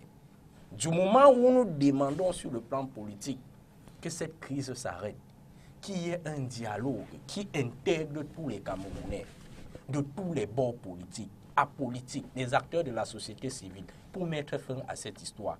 D'aucuns nous répondent qu'on va dialoguer avec qui? Mais ces sécessionnistes ont des branches politiques. Le SCNC ne naît pas d'aujourd'hui. Je parle sur le contrôle d'un aîné qui a couvert la guerre de Bakassi, d'un aîné qui a couvert de nombreux conflits, que ce soit en Afrique centrale ou ailleurs. Le SCNC ne naît pas d'aujourd'hui. Les autorités connaissent ces gens. Ils le savent. Donc, pour dire qu'au-delà, nous sommes en train de faire une analyse technique. Au-delà de tout ce qui s'est passé, il convient également de noter que dans une situation où nous sommes tous les enfants d'un même pays, il n'est pas toujours recommandé, il n'est pas toujours appréciable de répondre à la terreur par une autre terreur. Sinon, on se fait avaler. Jean-Memphis, est-ce qu'elle vous choque cette sentence? Vous vous en offusquez? Avant d'en arriver là, il faut d'abord dire que je m'offusque de la démonstration que le militant du MSC vient de faire. Pas que le militant, il faut savoir, vous vous offusquez face à quoi? On vous dit qu'un dispositif est bien prévu dans le code pénal, que non seulement c'est condamné sur le plan national, mais également sur le plan international, c'est condamné. Maintenant, on vous dit que comme il en est sur le plan politique, est-ce qu'il y avait autre chose? Il a coupé tout le monde au côté de l'émission. Sinon, je peux aussi laisser que tout le monde vous interrompe quand vous aurez la parole. Allez-y, Donc allez-y, je réitère allez-y, que je m'offusque contre ces propos parce que il resterait simplement qu'ils nous disent que ces gens-là aussi bénéficient d'un domicile et ils sont présumés innocents. Vous ne pouvez pas venir dans un plateau de télévision. Mais ils sont présumés. Jusqu'à ce qu'on prononce la peine, il était présumé. Ça a été prononcé. Ça a été prononcé. Maintenant, on analyse la suite. On n'est plus dans Oui, l'avant-projet. Moi, je suis pas si comprends même le droit. Je vous en prie. Charles Élisant, Jean-Memphis a la parole. Vous ne pouvez pas permettre ceux même qui ont initié, qui sont des acteurs majeurs de cette guerre de sécession, bien de ce trouble qu'il y a dans le nord-ouest et le sud-ouest. Ce sont désolidarisés de ces gens-là. Le lendemain de ce qui s'est passé à l'école Moda Francis International, Ayoub Tabi de sa prison a dit qu'il ne reconnaît pas ces gens. Vous ne pouvez donc pas venir d'un plateau de télévision, vous essayez de tout rassembler et de dire que non, ils sont connus. Si moi qui organise ma maison, je ne vous connais pas, qui doit vous connaître, qui doit vous reconnaître dans ma maison? Le problème, c'est où? Le problème, c'est qu'il reste même seulement que vous nous dites qu'il faut qu'on tue les gens. Qu'on tue tout le monde, parce que tout le monde est mauvais. Personne d'autre n'a le droit à la terreur que l'État. Vous ne pouvez pas entrer dans une école où les enfants ne demandent qu'étaient en train d'écrire à la craie. Vous entrez, vous tirez sur tout le monde. Vous arrivez dans un tribunal devant des magistrats, des témoins, vous reconnaissez les faits. Et puis vous venez nous faire une analyse, une politique, que vous avez dit, vous l'avez appelé comment? Méthodique. Ou méthodique. Vraiment, je pense qu'il faut qu'on quitte de la ligne du buzz de temps en temps pour devenir des militants. Et si nous disons que nous voulons faire la politique, il faut que nous la fassions de manière saine. Et qu'il y ait l'éthique dedans. Ça, c'est la première des choses. La deuxième chose que je voulais dire, c'est que la peine qui a été prononcée, elle peut faire droit à un recours. Donc, si ceux qui ont été condamnés estiment qu'ils ont été condamnés de manière exagérée, que la sentence est exagérée par rapport au fait qu'ils ont commis, ils peuvent faire un recours. Maintenant, s'ils ne le font pas, je pense que la sentence est là et il restera à l'État, soit de passer à la deuxième étape, celle de l'exécution, ou alors de les laisser carrément dans les jours où ils sont. Vous dit que le chef de l'État a également son mot à dire. Et qu'il a son mot à dire. Je voulais arriver là pour dire que le chef de l'État peut également leur faire une décision de sentence. Mais il ne faut pas permettre, vraiment nous sommes dans une situation où il ne faut pas que ceux qui se réclament les hommes politiques mettent de côté l'éthique et la morale. Les enfants qui nous écoutent, quand ils vous écoutent dire qu'il fallait peut-être trouver d'autres moyens, appeler les gens pour s'asseoir, mais qui d'autre donne les règles de conduite à l'État que l'État lui-même? Pensons-nous que chaque citoyen peut se lever dans son coin et dire que non, aujourd'hui, il faut qu'on s'asseye. Voilà ce qu'il faut appeler. Tant qu'on ne le fait pas, on n'est pas en train dans un État, on n'est pas en démocratie. Je vous rappelle laquelle démocratie est parfaite parce que les gens se sont assis. La crise politique est d'abord sociale. Parce que les gens se sont assis et ont eu à échanger. Nous avons même vu pendant les dernières élections aux États-Unis. Ça veut dire qu'il n'y a aucun pays dans le monde où, parce qu'on s'est assis, on a discuté que les règles sont respectées de tous. D'accord. Charles Élisant, 5 ans après le déclenchement de cette crise, comment est-ce que vous analysez le fait que ce type de sentence n'intervienne que maintenant? On le sait, il y a eu des condamnations par le passé, mais jamais de peine de mort. Léla, j'ai entendu ici qu'il ne faut pas répondre à la terreur par une autre terreur. Et j'ai entendu ici dire que il faut appeler tous les hommes de tous les bords politiques, de toutes les régions à s'asseoir à causer. Il y a eu le grand dialogue national où mon frère Brice a dit qu'il ne part pas. Parce que c'est notre congrès bis du RDPC. Même comme une semaine après, il allait s'asseoir devant le Drian pour lui parler avec lui des affaires du Cameroun. C'est toujours comme ça qu'ils sont chez eux. Je voudrais ici faire comprendre à ceux qui nous écoutent que le 24 octobre 2020, 9 personnes armées, shootées au change, avec des machettes, des fusils, des Kalachnikovs ont fait irruption au 2e étage d'une école primaire où votre enfant est là, vous êtes une maman, vous a quitté le matin, maman au revoir, je m'en vais à l'école. Et 2 heures de temps après, on vous appelle pour vous dire que des gars qui veulent leur payer à eux sont entrés dans cette salle de classe. Celui qui prenait la machette découpait, celui qui avait l'arme tirait, certains sautaient du 2e étage pour fuir. Et aujourd'hui, les mêmes, ce jour-là, qui avaient dit, et les voilà en face de nous, qui avaient dit que c'est plutôt l'armée qui a fait ça pour maquiller. Et quand on est passé à la phase des enquêtes, on a attrapé les gars, on les a mis à la main de la justice, ils ont été frappés. Et c'est même aujourd'hui qu'ils veulent trouver des circonstances attenantes à ceux-là qui ont été sanctionnés. Je voudrais rappeler à ceux qui nous écoutent que la sentence parle de 10 jours pour faire appel. Elle a été prononcée le 7 septembre. Il est prévu par la loi. Tout à fait. 10 jours pour faire appel, et pendant ces 10 jours-là, ils sont condamnés à mort par fusillade sur la place publique. Le juge a lu tout simplement la loi. Maintenant, vous m'avez posé une question. Comment est-ce analyser le fait que ce type de condamnation intervienne maintenant? Je veux dire, Parce que dans le cas de atteint... cette crise qui dure depuis 5 ans, je crois, on a eu des condamnations. Il y a par exemple le cas Ayoub Tabé, mais jamais on a parlé de peine de mort. Là, on a atteint le comble de l'ignominie. On a atteint le comble. Même dans la guerre, il y a les conventions. Quand vous entendez crime de guerre, crime contre l'humanité, c'est parce que vous avez des interdictions. Même si vous êtes dans une guerre conventionnelle, il y a des interdictions, il y a des limites à ne pas franchir. C'est pourquoi vous verrez que généralement, les membres des forces de défense et de sécurité, reconnus coupables, il y en a qui ont été reconnus coupables dernièrement, ils ont reçu chacun 10 ans de prison. Ils ont été dépouillés de leurs insignes militaires. Parce que dans le combat qu'ils mènent contre l'obscurantisme, ils ont eu à aller au-delà de ce qu'il leur est concédé de protéger quand même, mais en tirant sur les civils. Il y a eu on appelle ça dommage collatéral, mais ils ont été condamnés à 10 ans de prison chacun. Ça, c'est au niveau des forces de défense et de sécurité.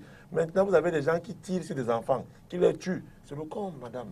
C'est le comble de l'ignominie. Denis Kobo, est-ce qu'on doit s'inquiéter de ce que la peine de mort revienne finalement à l'ordre du jour, même si, on le précise, elle n'a jamais été abolie au Cameroun? Permettez-moi de rester sur la légitimité de la décision. Avant de répondre à la question. Il faut sortir sur la question. D'accord. Dès que l'Assemblée générale des Nations Unies, le 28 mai 2020, a proclamé la journée du 9 septembre, journée internationale de la protection de l'éducation contre les attaques. Et à peu près 1 mois après la célébration de la première journée, il y a eu une attaque dans une école à Kumba. Parce que la question qui a été posée à Charles Lisan pourrait trouver aussi une réponse dans ce que j'ai dit. Alors, l'État du Cameroun est chargé de protéger les écoles, de protéger les enfants qui vont à l'école. Si vous allez dans les zones de guerre, au Nozo ou à l'extrême nord, vous allez voir qu'il y a même des efforts qui sont faits d'envoyer des militaires du BI ou des policiers dans la salle pour donner des coups parce que des citoyens ou des ennemis du pays ont créé un état de non-droit. Donc, quand on a des instruments juridiques, quand on a une volonté politique manifestée à l'intérieur, parce que souvent quand on veut attaquer ce type de gens, on dit il y a telle convention sur la peine de mort. Ce qui est en cause ici, et dans cette affaire, ce n'est pas la peine de mort. Ce qui est à magnifier ici, c'est la lutte contre l'impunité.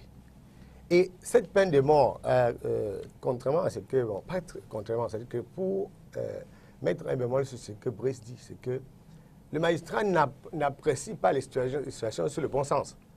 Ce n'est pas par rapport à ce que les uns et les autres ont dit que le magistrat décide uniquement. Il rend un verdict conformément à la loi. Donc, la loi a prévu que peut être puni d'une peine de mort un individu qui a commis des actes aussi horribles. Est-ce qu'on doit craindre maintenant pour qu'on aille rapidement? Il est tantôt qu'on n'a plus jamais appliqué la peine de mort au Cameroun. Je crois qu'il y a quand même l'existence. 5 ans après le déclenchement maintenant, de la crise dans le nord-ouest. Maintenant, vous savez que... Elle refait surface. Voilà.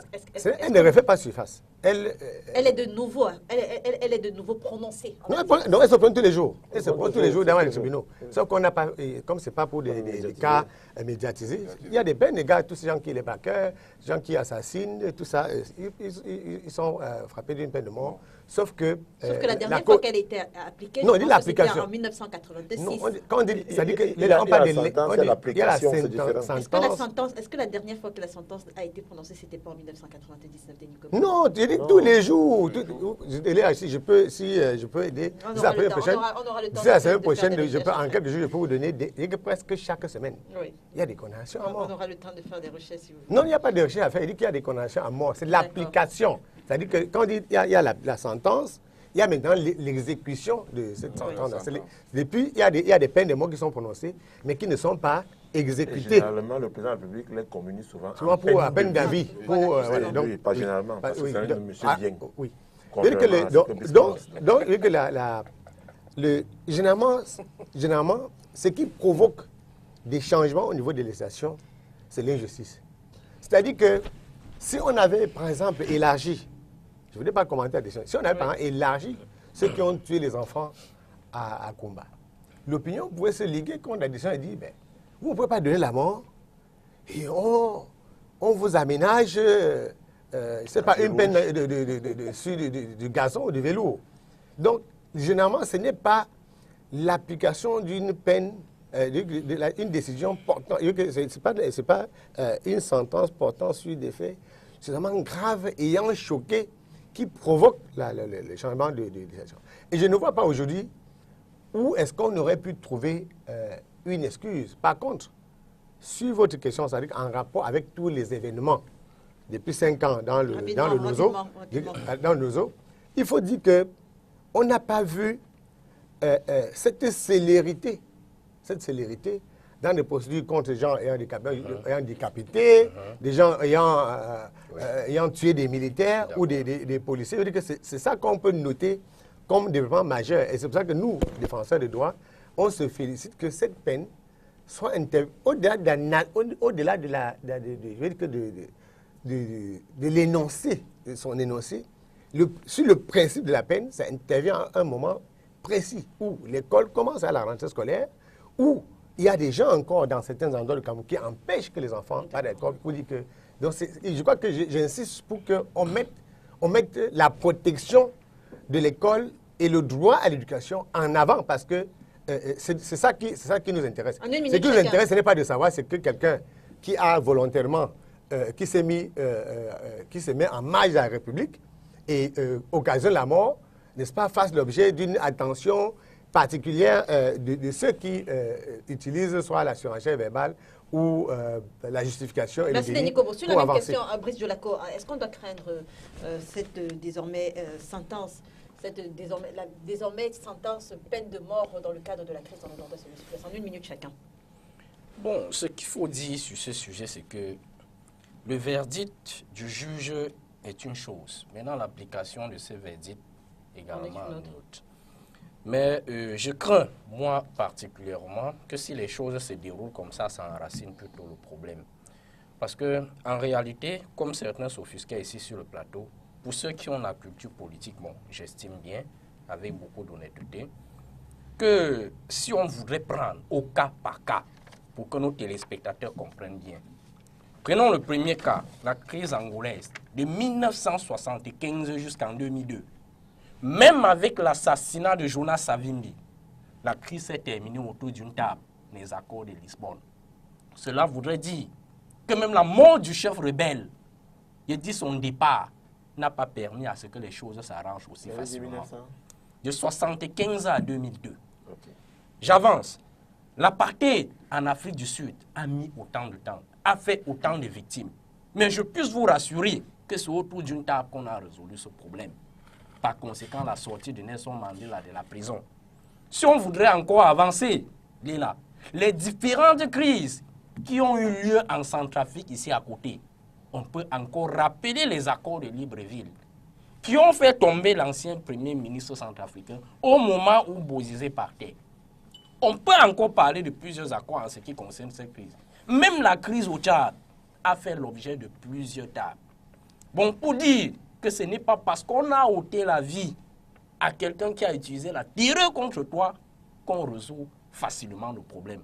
Et si on veut encore chuter, pour chuter sur ce point particulièrement, il faut dire que même les États-Unis, au moment où ils attaquent l'Afghanistan, cette peine-là existait. Ils ont exécuté presque les grands dirigeants de la branche aujourd'hui au pouvoir. Mais cela n'empêche pas qu'après 20 ans, ces gens-là reviennent toujours aux affaires. Et finalement, ils ont compris. En gagnant la guerre. En gagnant la guerre, merci beaucoup.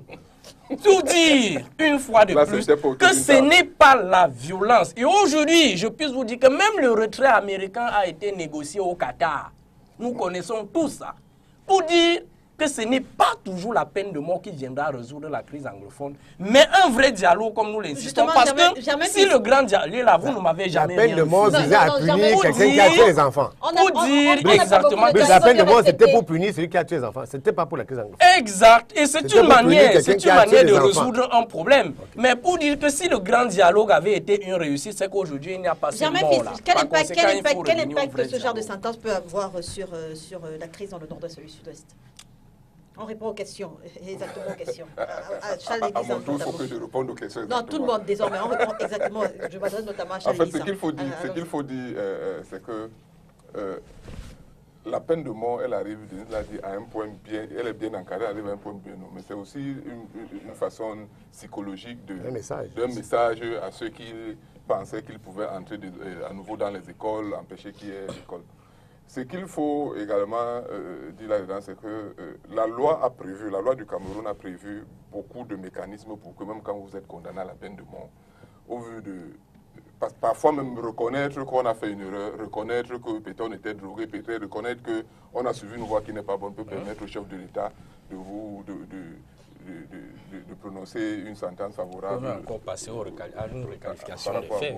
Mais ce qu'il donne comme historique, par rapport au fait des crises se sont résolues sur les tables, cela n'a pas empêché qu'après on voit des gens revenir, dire que les accords qui avaient été faits n'étaient pas faits, n'étaient pas en accord avec tout le monde. On a la crise au Nozo, il y avait eu les accords de Fumban. Certains sont revenus dire que non, ces accords-là étaient tronqués. Donc il y a des mécanismes dans lesquels on peut s'asseoir, on discute, mais il faut également que les gens sachent qu'il revient à l'État. Parce que si vous dites que l'État ne fait pas bien, il vous revient donc d'aller aux élections, de remporter les élections et de mettre en place votre politique. C'est là où nous sommes. Et c'est là où le PCR a dit, si vous dites que Paul Biya gouverne mal, et c'est ça l'autre option, Paul Biya gouverne mal, il y a la malgouvernance, on condamne les gens pour rien, et on fait ceci. Nous disons donc que nous avons donc choisi d'être des républicains, d'aller vers les Camerounais, les inscrire, connaître pourquoi ils ne peuvent pas être inscrits. Parce que là aussi, si vous ne faites pas le terrain, vous ne saurez pas. Tout le monde crie les Camerounais ne sont pas inscrits. Mais ce que vous ne savez pas, c'est que pendant que nous faisons le maillage de terrain, nous constatons que la plupart des Camerounais n'ont même pas d'acte de naissance. Ou alors ont la double identification et sont bloqués avec des récépissés pour lesquels n'arrivent même pas à avancer. Voilà le problème du maillage de terrain. Et si nous pensons que le RDPC gouverne mal, nous sommes donc en train de faire le maillage de terrain pour que dans 5 ans, en 2025, que nous allons à l'élection et que nous rapportons et que nous mettons en pratique le projet de société d'un Cameroun qui peut équilibrer les énergies. Charles Église, ensuite la même question que Germain Fils et Kadi Bobé. On va d'ailleurs sortir avec vous. Germain Fils estime que c'est un message fort que le gouvernement et notamment le chef de l'État envoie aux séparatistes. Quel impact justement ça peut avoir sur la crise dans le nord-ouest et le sud-ouest? Comment est-ce que ce genre de décision peut influencer ce qui se passe dans ces deux régions? Il faut d'abord noter qu'il y a une baisse drastique des attaques. Dans une guerre depuis la prononciation de la sentence. Dans une guerre asymétrique, généralement, ce qui est mis en avant, c'est les tueries des civils et des FDS. Mais vous avez remarqué que de plus en plus, les attaques des terroristes baissent. Certains généraux sont en fuite du côté du Nigeria. De plus en plus, les attaques ont été déviées vers les fonctionnaires et tout. Ça veut dire que le maillage de terrain, avec l'opération Combat Clean et Bamenda Clean, c'est en train d'avancer. Et hier, je suivais l'ancien gouverneur Fayengo dire qu'ils sont à peu près 4000 repentis. Quand il parle de repentis, c'est ceux qui ont déposé les armes et qui ont rejoint les centres de désarmement et de réinsertion. ça veut dire que le message passe. Et là, c'est au niveau du dialogue. Maintenant, ceux qui refusent de saisir cette main tendue vont faire face à la dureté répressive de la loi. Et c'est là où nous en sommes. Ceux-là qui ont continué à tuer nos enfants sont donc punis, conformément à la loi de la prison à vie par fusillade.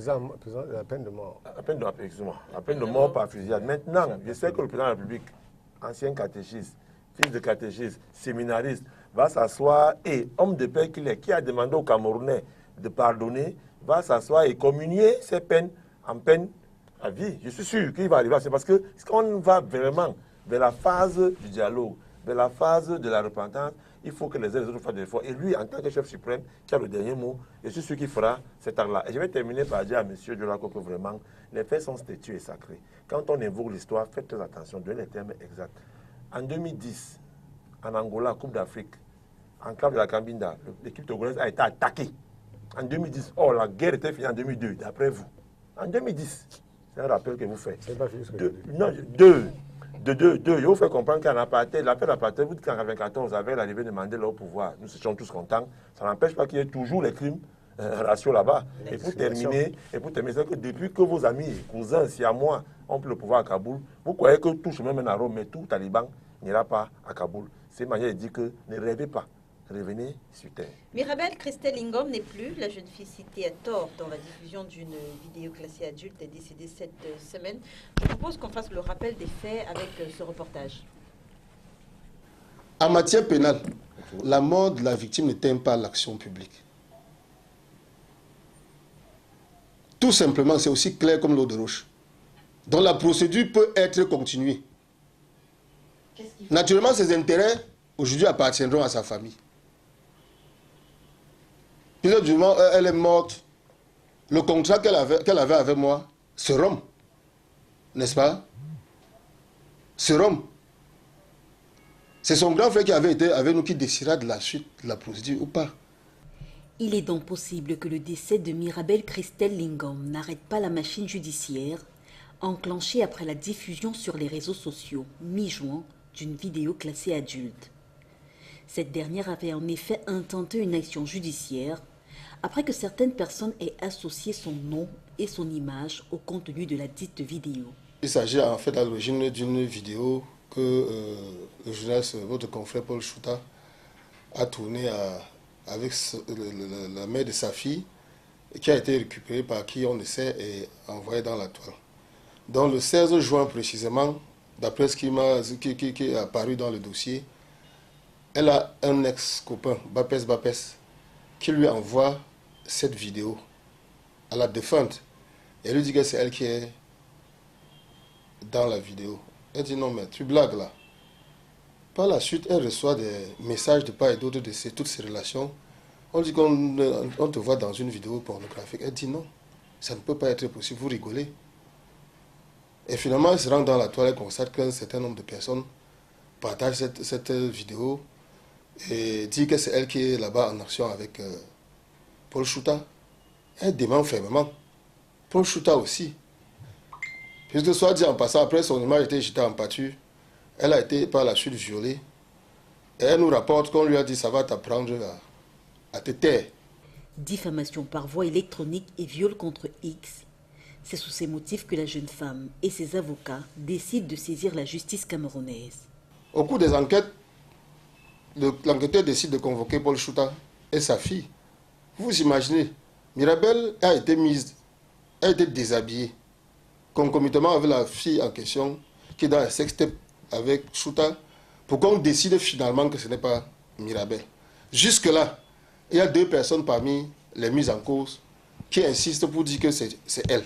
Je n'ai pas assisté à la confrontation, ça c'est juste la confrontation. J'étais hors de la ville le 2 septembre. Elle m'envoie un voice de Harold Cash. Elle me dit, je crois que merde, mes jours sur terre sont finis. Et j'ai dit non, Mirabel, il faut sois fort, sois forte. Par la suite, elle me dit, merde, j'ai déjà vu pire que ça. J'entends poursuivre ma procédure jusqu'au bout.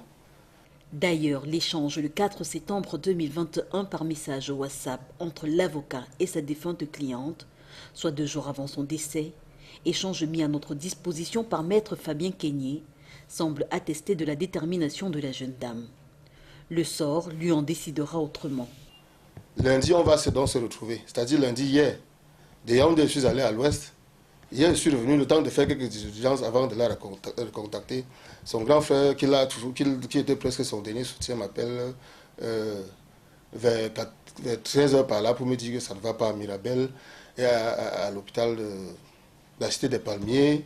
Elle est mal en point, elle est inconsciente, elle a même déféqué sur elle, tout ça. Il ne m'appelle plus, on n'est plus. Je dis, bon, je vais voir ce que je vais faire. Par la suite, c'est moi qui le rappelle pour savoir à quel niveau. Il me dit, mais Mirabel est morte. Donc, elle meurt au moment où j'ai rendez-vous avec elle lundi, alors qu'elle venait de me dire qu'elle est déterminée à mener sa produit jusqu'au bout. Elle décède au moment où les enquêtes sont presque en train d'être bouclées au niveau de la brigade de recherche. Un jour après son décès, les thèses sur les causes probables de sa mort s'affrontent déjà sur les réseaux sociaux, sans pour autant que sa famille ne les atteste. Cependant, après sa mort, il y a mon confrère, M. Chegalé, qui m'a dit des choses extraordinaires, qui sont tout aussi dans la toile, que le 2 septembre, je n'étais pas dans la ville où ils ont causé. Elle a dit que certaines personnes l'ont invité boire du coca. Par la suite, elle a constaté qu'il y avait des dépôts dans la bouteille et qu'elle avait des douleurs atroces. C'est ce que mon confrère me rapporte. Je crois qu'il a même dû dire aux journalistes, à certains journalistes, et cela peut m'être vérifié dans la toile. Et sur cette même toile, d'où sont partis tous les malheurs de Mirabel Christelle Lingom, on s'accuse aujourd'hui mutuellement d'avoir causé sa perte. C'est dire que l'affaire a pris une coloration politique, quand d'autres regrettent simplement qu'une jeune fille à la fleur de l'âge en ait payé le plus lourd tribut. Alors, la parole, je vais d'abord la passer aux deux militants TCRN et Mouvement pour la Renaissance du Cameroun. On va commencer par vous. Brice Jolako, comment est-ce que vous analysez le drame de cette jeune fille? C'est très regrettable, là. C'est regrettable qu'une jeune fille comme ça, partie à fleur de l'âge, qui n'a absolument presque rien fait de sa vie, qui avait encore tout son avenir devant elle, qu'elle puisse partir aussi comme ça dans les circonstances troubles, dans les circonstances aussi très très douloureuse. Parce que moi également, j'ai suivi cette affaire dans la toile et je viens encore de suivre le reportage. Une dame qui avait été diffamée, qui a engagé une procédure judiciaire et que les enquêtes n'étaient même pas encore arrivées au bout, qu'elle décède. Comme ça donne beaucoup de grains à moudre. Ça peut prêter à beaucoup d'interprétations, non seulement par sa propre famille, mais aussi de par l'opinion publique. Ça laisse généralement ceux avec qui elle était dans le dossier et les personnes et les accusés dans une situation un peu terrible, parce que c'est pas seulement lui, nous aussi dans une situation terrible, pas nous en tant que militants, mais en tant que citoyens camerounais, dans une situation un peu confuse. Parce que lorsqu'une procédure judiciaire est engrangée, je pense que le souhait serait que des personnes engagées dans cette procédure restent vivantes jusqu'au bout. Ça peut également engager un trouble au niveau de la justice. Parce que si le lendemain, le juge rend une décision, sans toutefois faire un commentaire tendancieux, hein, parce que le commentaire tendancieux voudrait dire que tu as un penchant pour. Voilà, sans toutefois faire un commentaire tendancieux de peur d'être pris entre les mains de la justice. Je pense que ça laisse croire que le lendemain, quelle que soit la justice, la décision que la justice peut rendre, ça peut encore avoir relancer encore l'affaire au sein de l'opinion publique. C'est-à-dire, c'était une injustice, c'était une justice. Donc, vraiment, vous voyez, je n'ai vraiment pas de mots pour décrire cette affaire. Je suis vraiment moi-même confus. Jean-Baptiste et Kadibobé, sous quel prisme est-ce qu'il faut lire le décès de cette jeune fille? D'abord, il faut dire que dans le cadre du décès de cette jeune fille-là, tout citoyen peut s'indigner qu'une jeune fille à la fleur de l'âge décède après avoir subi tout ce qu'elle a subi. Mais il faut également relever d'abord, parce qu'on essaye de coller cette affaire au PCLN. Mirabel n'était pas militant du PCLN. C'est la première des choses qu'il faut relever. La deuxième, c'est que nous avons tous suivi le reportage et il faut que le MLC arrête de transformer tout en buzz, en politique pour vivre ou pour survivre politiquement. Vous avez vu dans le reportage que l'avocat qui est militant du MLC, d'abord il faut d'abord enquêter même pour connaître comment est-ce qu'il s'est retrouvé être l'avocat de Mirabel. Je ne vais pas le dire ici, mais l'affaire pendante en justice, le président national du PCRN, au lendemain de ces événements, avait convoqué, avait attiré l'attention du gouvernement pour qu'une justice soit prise par rapport à ces cas sociaux-là. Nous pensons qu'on attend la décision de justice qui sera prononcée. Les gens ont été mis en cause, ont été entendus, il y a eu des confrontations. Ce que Maître ne dit pas, c'est qu'il ne dit même pas ce que la jeune fille, le jour de la confrontation, quel était son état, qu'est-ce qui est sorti ce jour-là de cette confrontation-là. D'ailleurs, tout le monde était surpris que le lendemain, on apprenne qu'elle est décidée quand il vous sort les messages. Il ne vous sort pas les messages avant l'échange où on dit qu'elle est malade ou bien qu'elle veut poursuivre la procédure. Il ne vous sort pas ces messages, il vous sort simplement les messages d'avant. Nous disons, on peut s'indigner. Mais en même temps, pour les chrétiens, moi qui ai suivi une homélie il y a 2 semaines d'inhumation, le monseigneur, comment on l'appelle, j'oublie le nom, monseigneur, j'oublie carrément le nom, mais je vais dire ce qu'il a dit parce que c'était ça. C'est qu'il est avec nous. Il est avec nous. Ezeka. Allez-y, rapidement, Jean-Memphis. Il disait, généralement, nous les parents, nous sommes parfois dans la tristesse, vraiment, parce qu'on perd un jeune enfant qu'on a mis au monde et qui a la fleur de l'âge décès. Mais il disait qu'il ne faut pas rester dans la tristesse parce que il disait que généralement, nous voyons, ce n'est pas pour rien que certains ont 80 ans avant de décéder pendant que d'autres à 7 ans meurent. C'est que la maturité spirituelle, du vécu spirituel de chacun, c'est Dieu qui la connaît. Il ne faut pas souvent se limiter à ça. Mais à la famille, je crois que nous, les militants du PCRN, avons apporté notre soutien. D'ailleurs, pendant toutes ces procédures, nous les avons accompagnés en disant que nous pensons que la jeune fille a été, on peut le dire, diffamée de façon exagérée et nous pensons qu'elle n'avait pas l'âge pour supporter tout ce qui a été dit dans la concernant ou dans les réseaux sociaux où il y a quelques jours encore, je crois, l'acteur principal est passé dans une autre chaîne où il a dit des choses assez graves. Et nous pensons que vraiment, il faut à un moment que l'éthique, la morale, que ce n'est pas parce que nous sommes en politique que les gens devraient s'écarter de ces valeurs-là. Je reste encore avec vous, vous deux. Mirabel Christelle, une authentique victime de la haine qui pollue l'espace public camerounais. Vous êtes d'accord avec cette sentence, cette phrase? On va commencer par vous, Brice Djolako. Oui, au vu des faits, ou alors au vu des déclarations que nous entendons de part et d'autre, et ce que nous lisons dans les réseaux sociaux, certaines personnes peuvent penser également de cette manière. C'est-à-dire, d'aucuns pensent même qu'elle a été prise en otage entre des personnes qui se tiraillent entre elles. D'autres pensent également qu'elle est victime d'un acharnement d'un certain parti politique ou quoi que ce soit. Donc vous comprenez que de par toutes ces déclarations, nous sommes tous dans une confusion. Mais néanmoins, le dénominateur commun dans cette histoire, c'est qu'il faut comprendre qu'il y a un acharnement dans les réseaux sociaux. L'univers politique, du moins dans les réseaux sociaux, n'est pas sain. C'est un univers pollué par des mauvaises déclarations. Et nous devons interpeller les uns et les autres, à savoir le cas Mirabel doit faire un cas d'école. Les gens doivent étudier ça, doivent comprendre qu'il faut tirer la conclusion. La bonne conclusion à tirer, c'est que les gens doivent prendre les problèmes avec pincette. Éviter de faire des déclarations. Éviter d'accuser qui que ce soit. Surtout du moment où un problème est entre les mains de la justice. Éviter de faire des commentaires. Parce que quoi qu'on fasse, lorsqu'il y a décès d'une personne et que le problème est encore pendant devant les juridictions, il faut faire très attention. Parce que jusqu'à ce matin, je lisais encore à Facebook des personnes qui s'achargent encore à accuser les autres.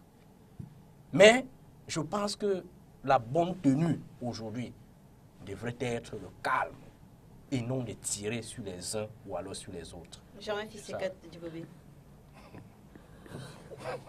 Vous savez, quand vous me relancez, je ris parce que je ne sais même pas quoi vous dire. Parce que, tu veux dire Mirabel Christelle, une authentique victime de la haine qui pollue l'espace public? La haine qui pollue l'espace public, que ce soit dans les médias ou dans les réseaux sociaux, nous savons de qui elle vient.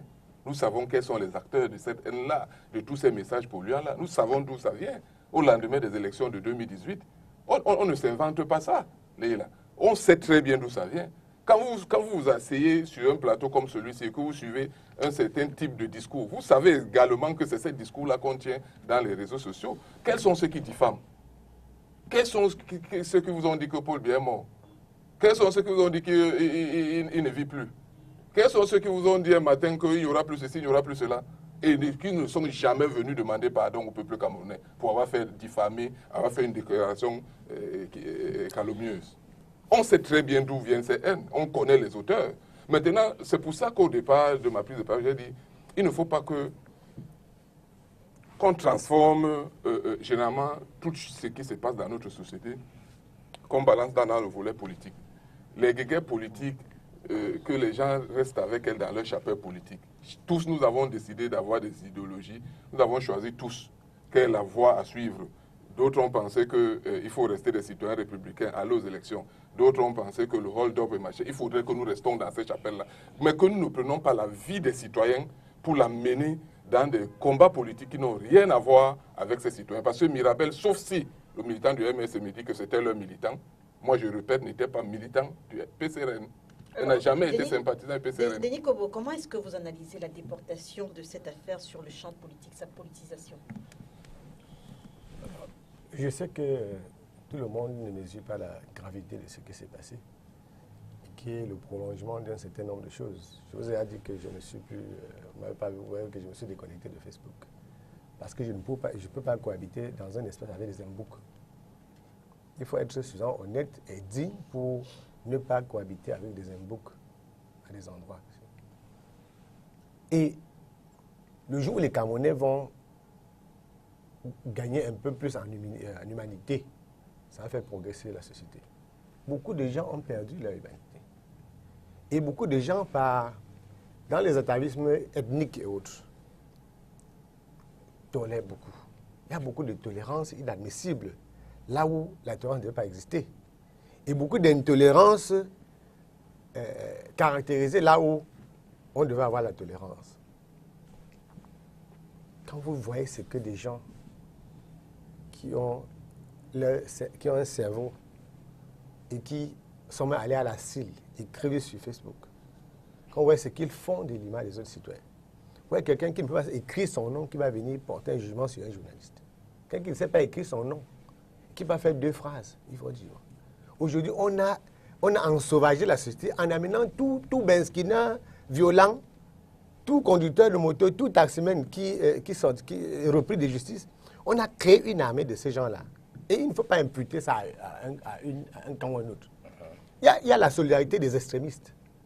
Les extrémistes de tous bords, les gens de l'extrême droite, les gens de l'extrême gauche, les gens de l'extrême sud-ouest ou l'extrême nord-ouest, ils se rejoignent dans le nihilisme. Notamment dans le cas Mirabel, vous dites. Dans le cas Mirabel. C'est un cas de plus ou de trop. Si on n'avait pas le moral, vous pensez que moi, mes serveurs vivants, quand un imbouc parle de moi, je dis pas. Si vous êtes une personne normalement constituée, un jour, je dis, quelqu'un qui ne peut pas écrire son nom parle de vous. Et il vous porte un jugement. Il dit que vous êtes tontina ou que vous êtes sardina. Vous allez résister. Il faut avoir les couilles pour résister. Alors, donc, quand vous avez des gens comme ça, à qui on n'a pas appliqué la rigueur de la loi, ça pose un problème. Et vous avez parlé de ce qui s'est passé à Kumba. Mon souhait, en tant que défenseur des droits de l'homme, c'est que la rigueur la loi soit appliquée à tous ceux qui violent la loi. À tous ceux, je dis bien à tous ceux qui, en toute impartialité, à tout le monde. Ça va faire en sorte que les Camerounais retournent leur langue 2 fois avant de parler. Donc, dans cet ensoleillement-là, on ne parvient pas à définir les conséquences des causes.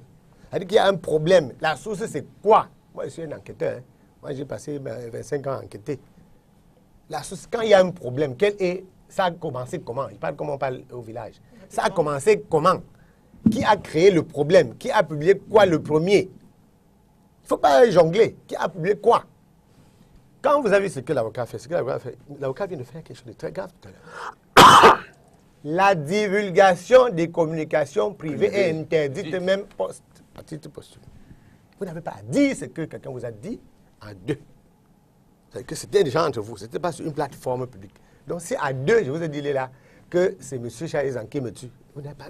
Bon, si c'est là, vous ne divulguez pas, vous pouvez remettre ça comme preuve aux autorités. Vous n'avez pas divulgué. Donc, il y a des déclarations qui sont faites en dehors des cadres appropriés. En dehors des cadres appropriés. Ça envenime la situation. Ça envenime les débats. Et quand vous voyez les militants des deux partis-là, on dit les militants des deux partis, je ne sais pas s'il y a une réunion du MRC où le président, ou PSR, ou le président Cabral, n'importe qui au quartier, parce qu'il suffit souvent d'insulter, peut-être pas bien, pour se réclamer du MRC, n'importe qui, il reste là, il pose un acte et il crée une katiba. Une katiba comme dans il crée sa katiba, il crée dans son groupuscule, il agit au nom du MRC ou au nom du PCRN, et ça fausse le débat. Il s'agit ici d'une mort qui aurait pu être évitée, notamment si les gens n'étaient pas en train de faire ce qu'ils ne savent pas faire. Quand une fille comme celle-là est traumatisée, moi je n'ai pas beaucoup vécu les j'ai appris par la suite qu'elle est traumatisée, il faut la référer aux spécialistes. Elle est traumatisée. Au lieu qu'on l'aide, on l'assiste psychologiquement, on la met au centre d'une guéguerre qui va causer sa mort pour que les gens viennent demain. Oui, c'est ça le véritable problème. Et qu'il faut que cette mort-là ne doit pas seulement choquer, mais cette mort doit nous parler pour que demain, on ne doit pas aller jusqu'à entrer la mort d'autrui. C'est pour ça que, même dans les règles professionnelles, on l'a dit, parce que tout à l'heure, il a dit notre confrère. Aucun confrère n'est impliqué dans cette affaire. Je ne peux pas parler si vous permettez, parce que moi je suis dans une situation très grave là. Aucun journaliste ne doit être associé à cette affaire. Si vous êtes un lanceur d'alerte, c'est votre droit. Il n'est pas bon qu'on dise un confrère. Un confrère, c'est un journaliste qui exerce dans un média, quelqu'un en ligne, ou si vous avez publié des choses privées ou sur votre page, ce n'est pas un confrère. Ce n'est pas une situation professionnelle. Et c'est l'amalgame, il faut qu'on l'évacue. Deuxième chose, dans la charte professionnelle, un journaliste professionnel s'oblige à respecter la vie privée des personnes. On dit de tout le monde. Il respecte la vie privée de tout le monde. Un journaliste professionnel s'interdit de parler de votre vie privée. Donc, Léla, si vous permettez, en 30 secondes, c'est qu'il faut que la mort de cette jeune fille nous parle pour que, en tout état de cause, chaque fois qu'il n'y ait pas la vindicte populaire, même dans les échanges publics, si j'estime qu'un citoyen a violé mes droits, je le réfère à l'instance compétente pour connaître ce type de matière. Lorsque vous voyez que quelqu'un est en difficulté, quelqu'un est accusé de viol ou victime de viol, quelqu'un est invité, diffamation surtout avec des circonstances aggravantes. Ce qu'il faut faire, ce n'est pas d'aller faire semblant de la défendre ou la protéger ou attaquer l'autre. Ce qu'il faut faire, c'est de l'aider à avoir et obtenir une assistance psychologique. On l'avait fait. Cette jeune fille, avec un message, comme on le dit, cette jeune fille était en détresse. Et on n'a pas été, les gens n'ont pas été vigilants pour l'aider, pour l'encadrer. Accuser telle partie ou telle autre partie serait vraiment fuir le problème parce que je ne sais pas si les comités centraux de ces partis ou bien les comités départementaux sont réunis pour... Non, il ne faut pas mêler chaque fois des choses à... Il faut pas Charles-Élise, sur la question, vraiment sur la question, comment est-ce que vous appréciez... Sur la question que je vais poser, sur la question, comment est-ce que vous appréciez l'attitude des leaders politiques après la mort justement de cette jeune fille? Léla, vous demandez à une militante du RDPC d'apprécier sur la question, et vous vous dites vraiment sur la question, une histoire qui s'est posée entre deux partis politiques où on partage le même espace politique. Vous êtes observateur de la scène. Permettez-moi d'abord de dire que le RDPC est concentré sur le renouvellement des organes de base. C'est un parti qui, après sa brillante opération de variation de sommier, passe maintenant au renouvellement des organes de base. Donc, pour dire que nous, on ne s'intéresse pas aux affaires de Sankalesson. Ça, c'est bien. La deuxième chose, c'est dire que le RDPC a pris avec acte ce qui s'est passé et a constaté que, justement, on ne peut pas, Denis soit m'excuser, que deux partis politiques sont concernés, encore que les deux patrons, ces deux partis ont fait deux sorties sur l'affaire. Ils ont fait deux sorties. L'un pour recadrer les choses et l'autre pour recadrer aussi les choses.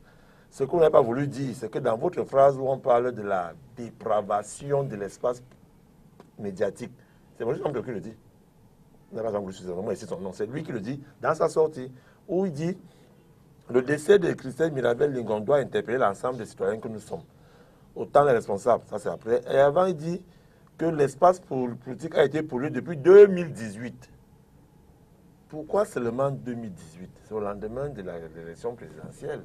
Et justement, c'est là où Denise a raison, c'est parce que du tout venant est arrivé en politique. Et tous les faits sociaux sont récupérés.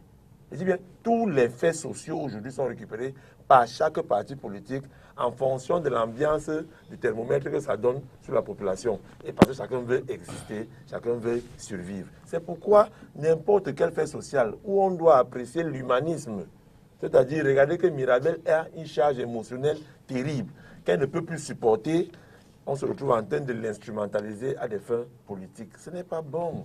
C'est ce qui s'est passé. Il y a eu une confrontation à la gendarmerie, à la brigade de recherche à Bounandjo, à la gendarmerie, où certaines personnes, bon, je ne vais pas dire militants, bon, ils sont des militants, il faut le dire, du PCR Cotel Ndiédiou et consorts, où en face, il y avait Paul Chouta et consorts, qui est pro, ces gens-ci, avec les avocats. Encore que c'est bizarre que pourquoi les avocats de Mirabel sont Tchèque Ali Assad et Maître Kenyi, qui sont par ailleurs militants du MRC. Donc, vous n'allez pas demander aux gens de ne pas dissocier le fond de la forme quand les hommes politiques ont décidé de faire dans le sarcophage politique. C'est ça qu'il s'agit. Vous avez, avant deux semaines avant l'affaire, votre confrère, Matek Abimim, c'est toujours eux qui ont, c'est-à-dire toujours les partis politiques qui reviennent, oh, il faut. C'est parce qu'on est arrivé à un niveau où le programme politique, le programme social, qui doit être ce document-là pour faire la cour aux populations n'existe pas dans certains partis. On se base sur tout fait divers pour pouvoir agencer la foule. Et on oublie ce pourquoi on est en politique, c'est-à-dire le bien-être collectif, au-delà, d'abord individuel. Mais elle s'est suicidée. Elle s'est suicidée. Bon, ça, personne. Vous savez, c'est moi qui dis non. Je vous ai déjà dit ici. Sauf que vous le dites sur le plateau. Je vous ai déjà dit ici. Sauf que vous le dites sur le plateau de télévision. Le suicide n'est pas seulement prendre une arme et se tirer sur la tête. Ou le suicide peut aussi être que vous refusez de prendre les remèdes parce que c'est-à-dire la charge que vous avez. Je voudrais juste vous faire comprendre que vous ne pouvez pas aujourd'hui, quand celui qui est en train de dire la vérité, vous voulez me couper. Quand ceux qui sont concernés par l'affaire, qui ont pu l'espace pour les laisser parler comme ils veulent. Le problème, c'est à ce niveau-là. Une jeune fille est partie, ses parents sont en train de pleurer aujourd'hui, mais qu'est-ce qui s'est passé? Qu'est-ce qu'on va faire après? En tant que la justice finit de décider, justement, il faut penser à ses parents avant. Moi, je constate justement, moi, je constate juste que ses parents aussi, toujours les camarades de mon frère Brice sont allés voir ses parents pour dire à ses parents, quand l'affaire était terminée, à Bounandjo. Parce qu'il faut dire qu'il y a eu signature. Moi, je dis la vérité. Moi, laissez-moi dire la vérité. Non, c'est moi qui parle. C'est le RDPC qui parle. Parce que le RDPC n'est ni conseil dans vos choses. Il y a eu une reconstitution des faits à la brigade de recherche à Bounandjo, où les uns et les autres ont reconnu leur tort. Il y a eu signature d'un procès verbal pour dire que l'affaire est terminée. On rentre, on laisse la famille, c'est arrivé.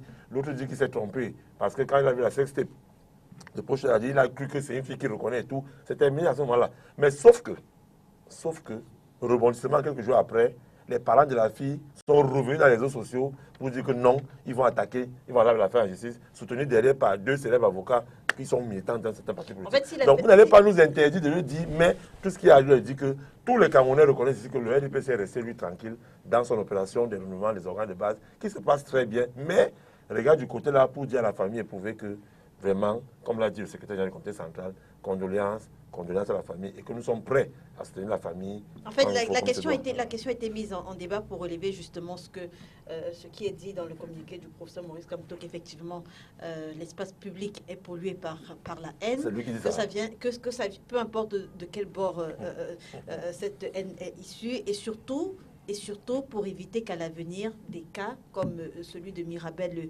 Lingom soient vécus.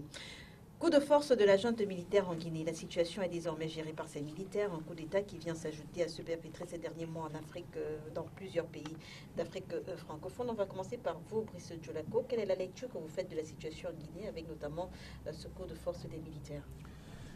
Oui, je pense que pour comprendre ce sujet, il faut d'abord jeter un regard rétrospectif sur certains coups d'État parce qu'on n'a plus beaucoup de temps, qui se sont déroulés non seulement en Afrique, mais aussi ailleurs. Si nous partons un peu au Mali, nous avons constaté qu'il y a eu un coup d'État.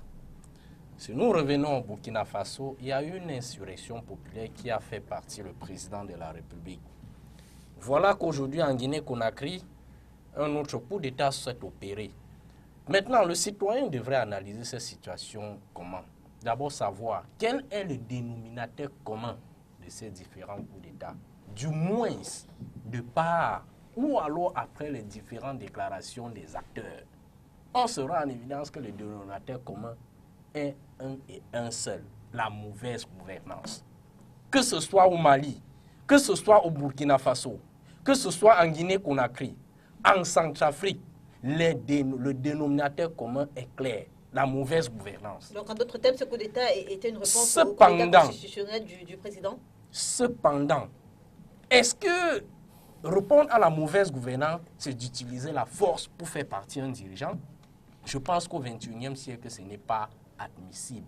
Ce n'est pas possible. Parce qu'une chose est le coup d'État, mais une autre chose est de gérer l'après-coup d'État. Vous avez vu en Centrafrique, comment est-ce que le coup de Michel Djotodia, où est-ce que le coup de Michel Djotodia a abouti à créer la naissance des anti-Balaka, des CDK à gauche et à droite. Aujourd'hui, certains partis de la Centrafrique reviennent même un gouvernement. D'accord. On va y aller rapidement. Germain Fils, quand on sait que bon nombre de présidents africains d'Afrique francophone, notamment, sont passés par des révisions constitutionnelles sans être inquiétés par des coups d'État, comme en Guinée, qu'est-ce qui, selon vous, a joué en défaveur d'Alpha Condé? On va y aller rapidement. Je pense que Simon Pondi disait que réprimer les coups d'État ne suffit pas. Les acteurs africains internationaux doivent s'attaquer aux lacunes, doivent s'attaquer aux lacunes en matière de démocratie et de gouvernance. Monsieur Alpha Condé, nous tous nous savons que constitutionnellement, il n'avait pas droit à un troisième mandat et qu'il a forcé la révision de la Constitution. Et malheureusement pour lui, elle s'est faite, mais malheureusement pour lui, il a eu un coup d'État. Elle s'est également faite aussi dans d'autres pays, mais qui ne se sont pas suivis avec des coups d'État. Nous pouvons parler du Cameroun où il y a eu une révision constitutionnelle qui ôtait la limitation des mandats pour que le champion... J'ai dit... Il a dit coup d'État constitutionnel. Allez-y rapidement, on n'a plus beaucoup de temps. Qui ôtait la limitation des mandats. Monsieur Alpha Condé n'est que responsable à propre parce que celui qui vient le déloger de sa présidence, c'est également son frère, son fils, qui l'a fait passer, je crois, 2-3 ans de grade en grade assez rapidement ne suivant pas les carnavals logiques de l'armée tel qu'il se doit. Les coups d'État, la première cause des coups d'État en Afrique, c'est la qualité des élections. C'est généralement la qualité des élections qui sont les déclencheurs récurrents des coups d'État. Vous allez constater que dans la majorité des pays que nous citons où il y a coup d'État, que ce soit constitutionnel, que ce soit armé, on fait face on est toujours à la sortie d'une élection où les élections ont été contestées de manière violente, soit par les perdants, soit par la société civile ou encore les organisations internationales qui ont estimé qu'elles n'étaient pas régulières et qu'après ça en est suivi les coups d'État. Maintenant, le coup d'État en lui-même, concernant M. Alpha Condé, il faut dire qu'il ne faut pas permettre que les démocraties africaines s'installent au lendemain des coups d'État par des dictateurs et des gens à la solde des pays ou d'autres organisations internationales par rapport à leurs intérêts. Il est clair que M. Alpha Condé était dans une dynamique soit de ne plus servir ses maîtres d'hier, de s'engager dans une voie nationale pour essayer de mettre les citoyens guinéens d'abord en priorité. Bon, mal s'en est suivi. À côté de lui, il y avait, comme dans toute organisation, quelqu'un qui lui voulait absolument le pouvoir et voulait gouverner. Denis Kobo, on a Kadhafi justement pour aller à la suite de Germain Fils. On a Kadhafi qui préconisait de rompre les liens avec les ex-puissances coloniales. On a également l'un des derniers discours d'Alpha Condé qu'il a fait et qui a été chassé du pouvoir. À votre avis, est-ce qu'on doit faire le lien entre cette récente opposition et ses malheurs? Voilà, je voulais vous dire rapidement qu'il y a coup d'État et coup d'État. Il y a coup d'État et coup d'État. Le dernier coup d'État en Guinée arrange beaucoup de personnes au Cameroun, qui rapidement, moi je crois que j'ai tweeté, parce que je savais que c'est comme ça, c'est tellement facile. Lorsqu'on est dans une impasse politique, ou en panne de créativité, ou en panne, n'est-ce pas, dans l'expression du rapport de force, on se dit, ok, soit on rêve de quelque chose, soit on se dit ce qui s'est passé, c'est passé ici. Il y a plusieurs types de coups d'État. Et les deux principaux étant le coup d'État réactionnaire, l'autre le coup d'État révolutionnaire. Alors, au lieu de regarder, parce que si vous n'avez pas l'œil, vous n'allez pas voir pourquoi il y a un coup, vous n'allez pas lire un coup d'État. Et c'est bien de relever les faits qui précèdent le coup d'État. On a vu au Mali plusieurs coups d'État. Il y a eu un coup d'État qui s'est soldé par le départ des Français en catastrophe, mais ils sont revenus quelques jours, ils ont compris, parce que ce n'était pas sous leur contrôle. Il y a eu en Guinée quelqu'un que les Français ont fait venir. Vous savez que c'est les Français qui ont fait venir Alpha. Et ces derniers temps, Alpha avait décidé, c'est une affaire de mine. Il n'y a pas eu un coup d'État en Guinée. Il y a eu le fait que Alpha ne veut pas a tenté, n'est-ce pas, de toucher aux intérêts de quelqu'un qui est le patron de l'économie du pays parce qu'il gère les minéraux.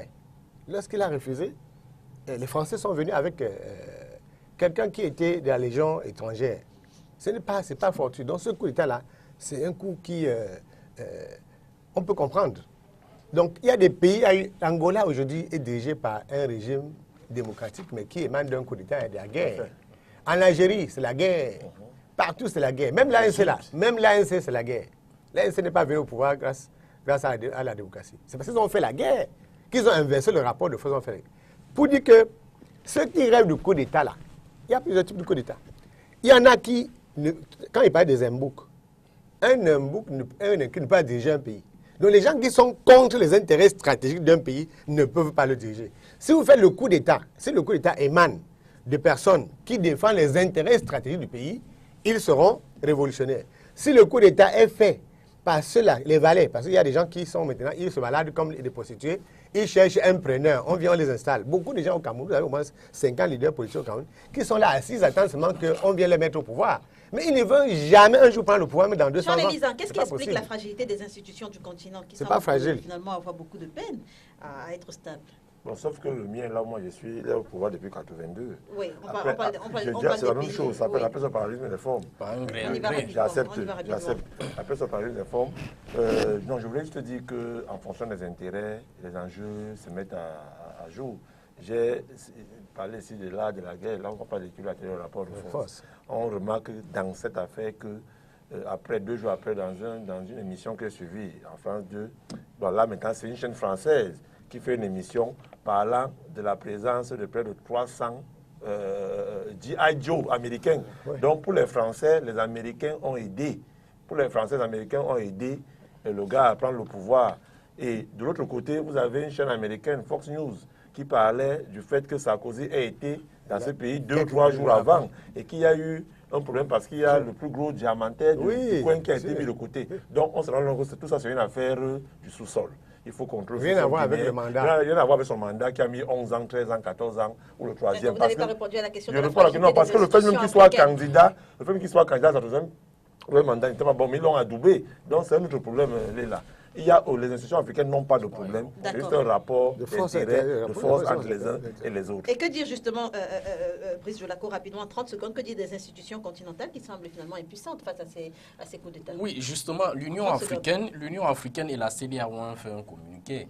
Bon, ce qu'on remarque généralement ce qu'on a remarqué dans le communiqué de l'Union africaine et conjointe avec la CEDEAO, c'est qu'ils ont d'abord fustigé, c'est qu'ils ont d'abord condamné. Et c'est ce qui leur revient en principe, parce que la Charte africaine des démocraties et des droits de l'homme ne prévoit pas les coups d'État. L'un des principes de l'Union africaine, c'est de rejeter les coups d'État. Donc lorsqu'il y a coup d'État, le premier principe d'abord de ces institutions, c'est d'abord de condamner, parce qu'il n'y a plus question pour eux de prendre le pouvoir par la force. Maintenant, ça c'est sur la forme. Maintenant, dans le fond, quelle est la réaction, quelle est l'action qu'ils doivent poser? On sera en évidence que l'action de ces institutions dépend des acteurs, dépend des présidents qui sont chassés. Nous avions vu au niveau de la Gambie comment est-ce que la CEDEAO, par l'intermédiaire de l'armée sénégalaise, a dit à Yaya Jammeh que tu as perdu les élections. Il n'est pas question de faire un coup d'État électoral, tu dois partir. D'accord, donc ça dépend Mais- des acteurs. Donc, il y a des- Maintenant, dans le cas du Tchad, qui est ici à côté, nous avions vu comment l'Union africaine a maintenu quelqu'un au pouvoir, a maintenu ça quelqu'un veut dire- après un certain... Parce qu'on peut dire que ce n'était pas démocratique, celui qui est là n'est pas arrivé de façon démocratique, mais l'Union africaine l'a maintenu de gré ou de force. On peut également faire une analyse au cas par cas en fonction des personnes. C'est pour dire que certaines personnes, en définitive, pensent également que ces institutions internationales, notamment africaines, sont vides dans le contenu et que ce n'est que la forme qui représente encore l'Afrique. Ceux-là, d'une part, peuvent avoir raison, compte tenu des différents contextes et des coups d'État que nous avions analysés. En Égypte, après le départ de Moubarak dans le printemps arabe, ce sont les frères musulmans qui ont pris le pouvoir.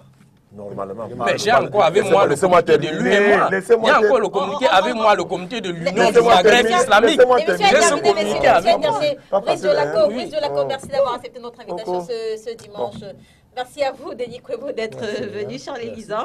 Merci d'avoir accepté notre invitation. Germain Fils et Kadi Bobé, merci également d'avoir répondu présent. Mesdames et messieurs, merci de nous avoir suivis. Cette émission est rediffusée ce soir lorsqu'il sera 20h30, demain lundi lorsqu'il sera 13h30.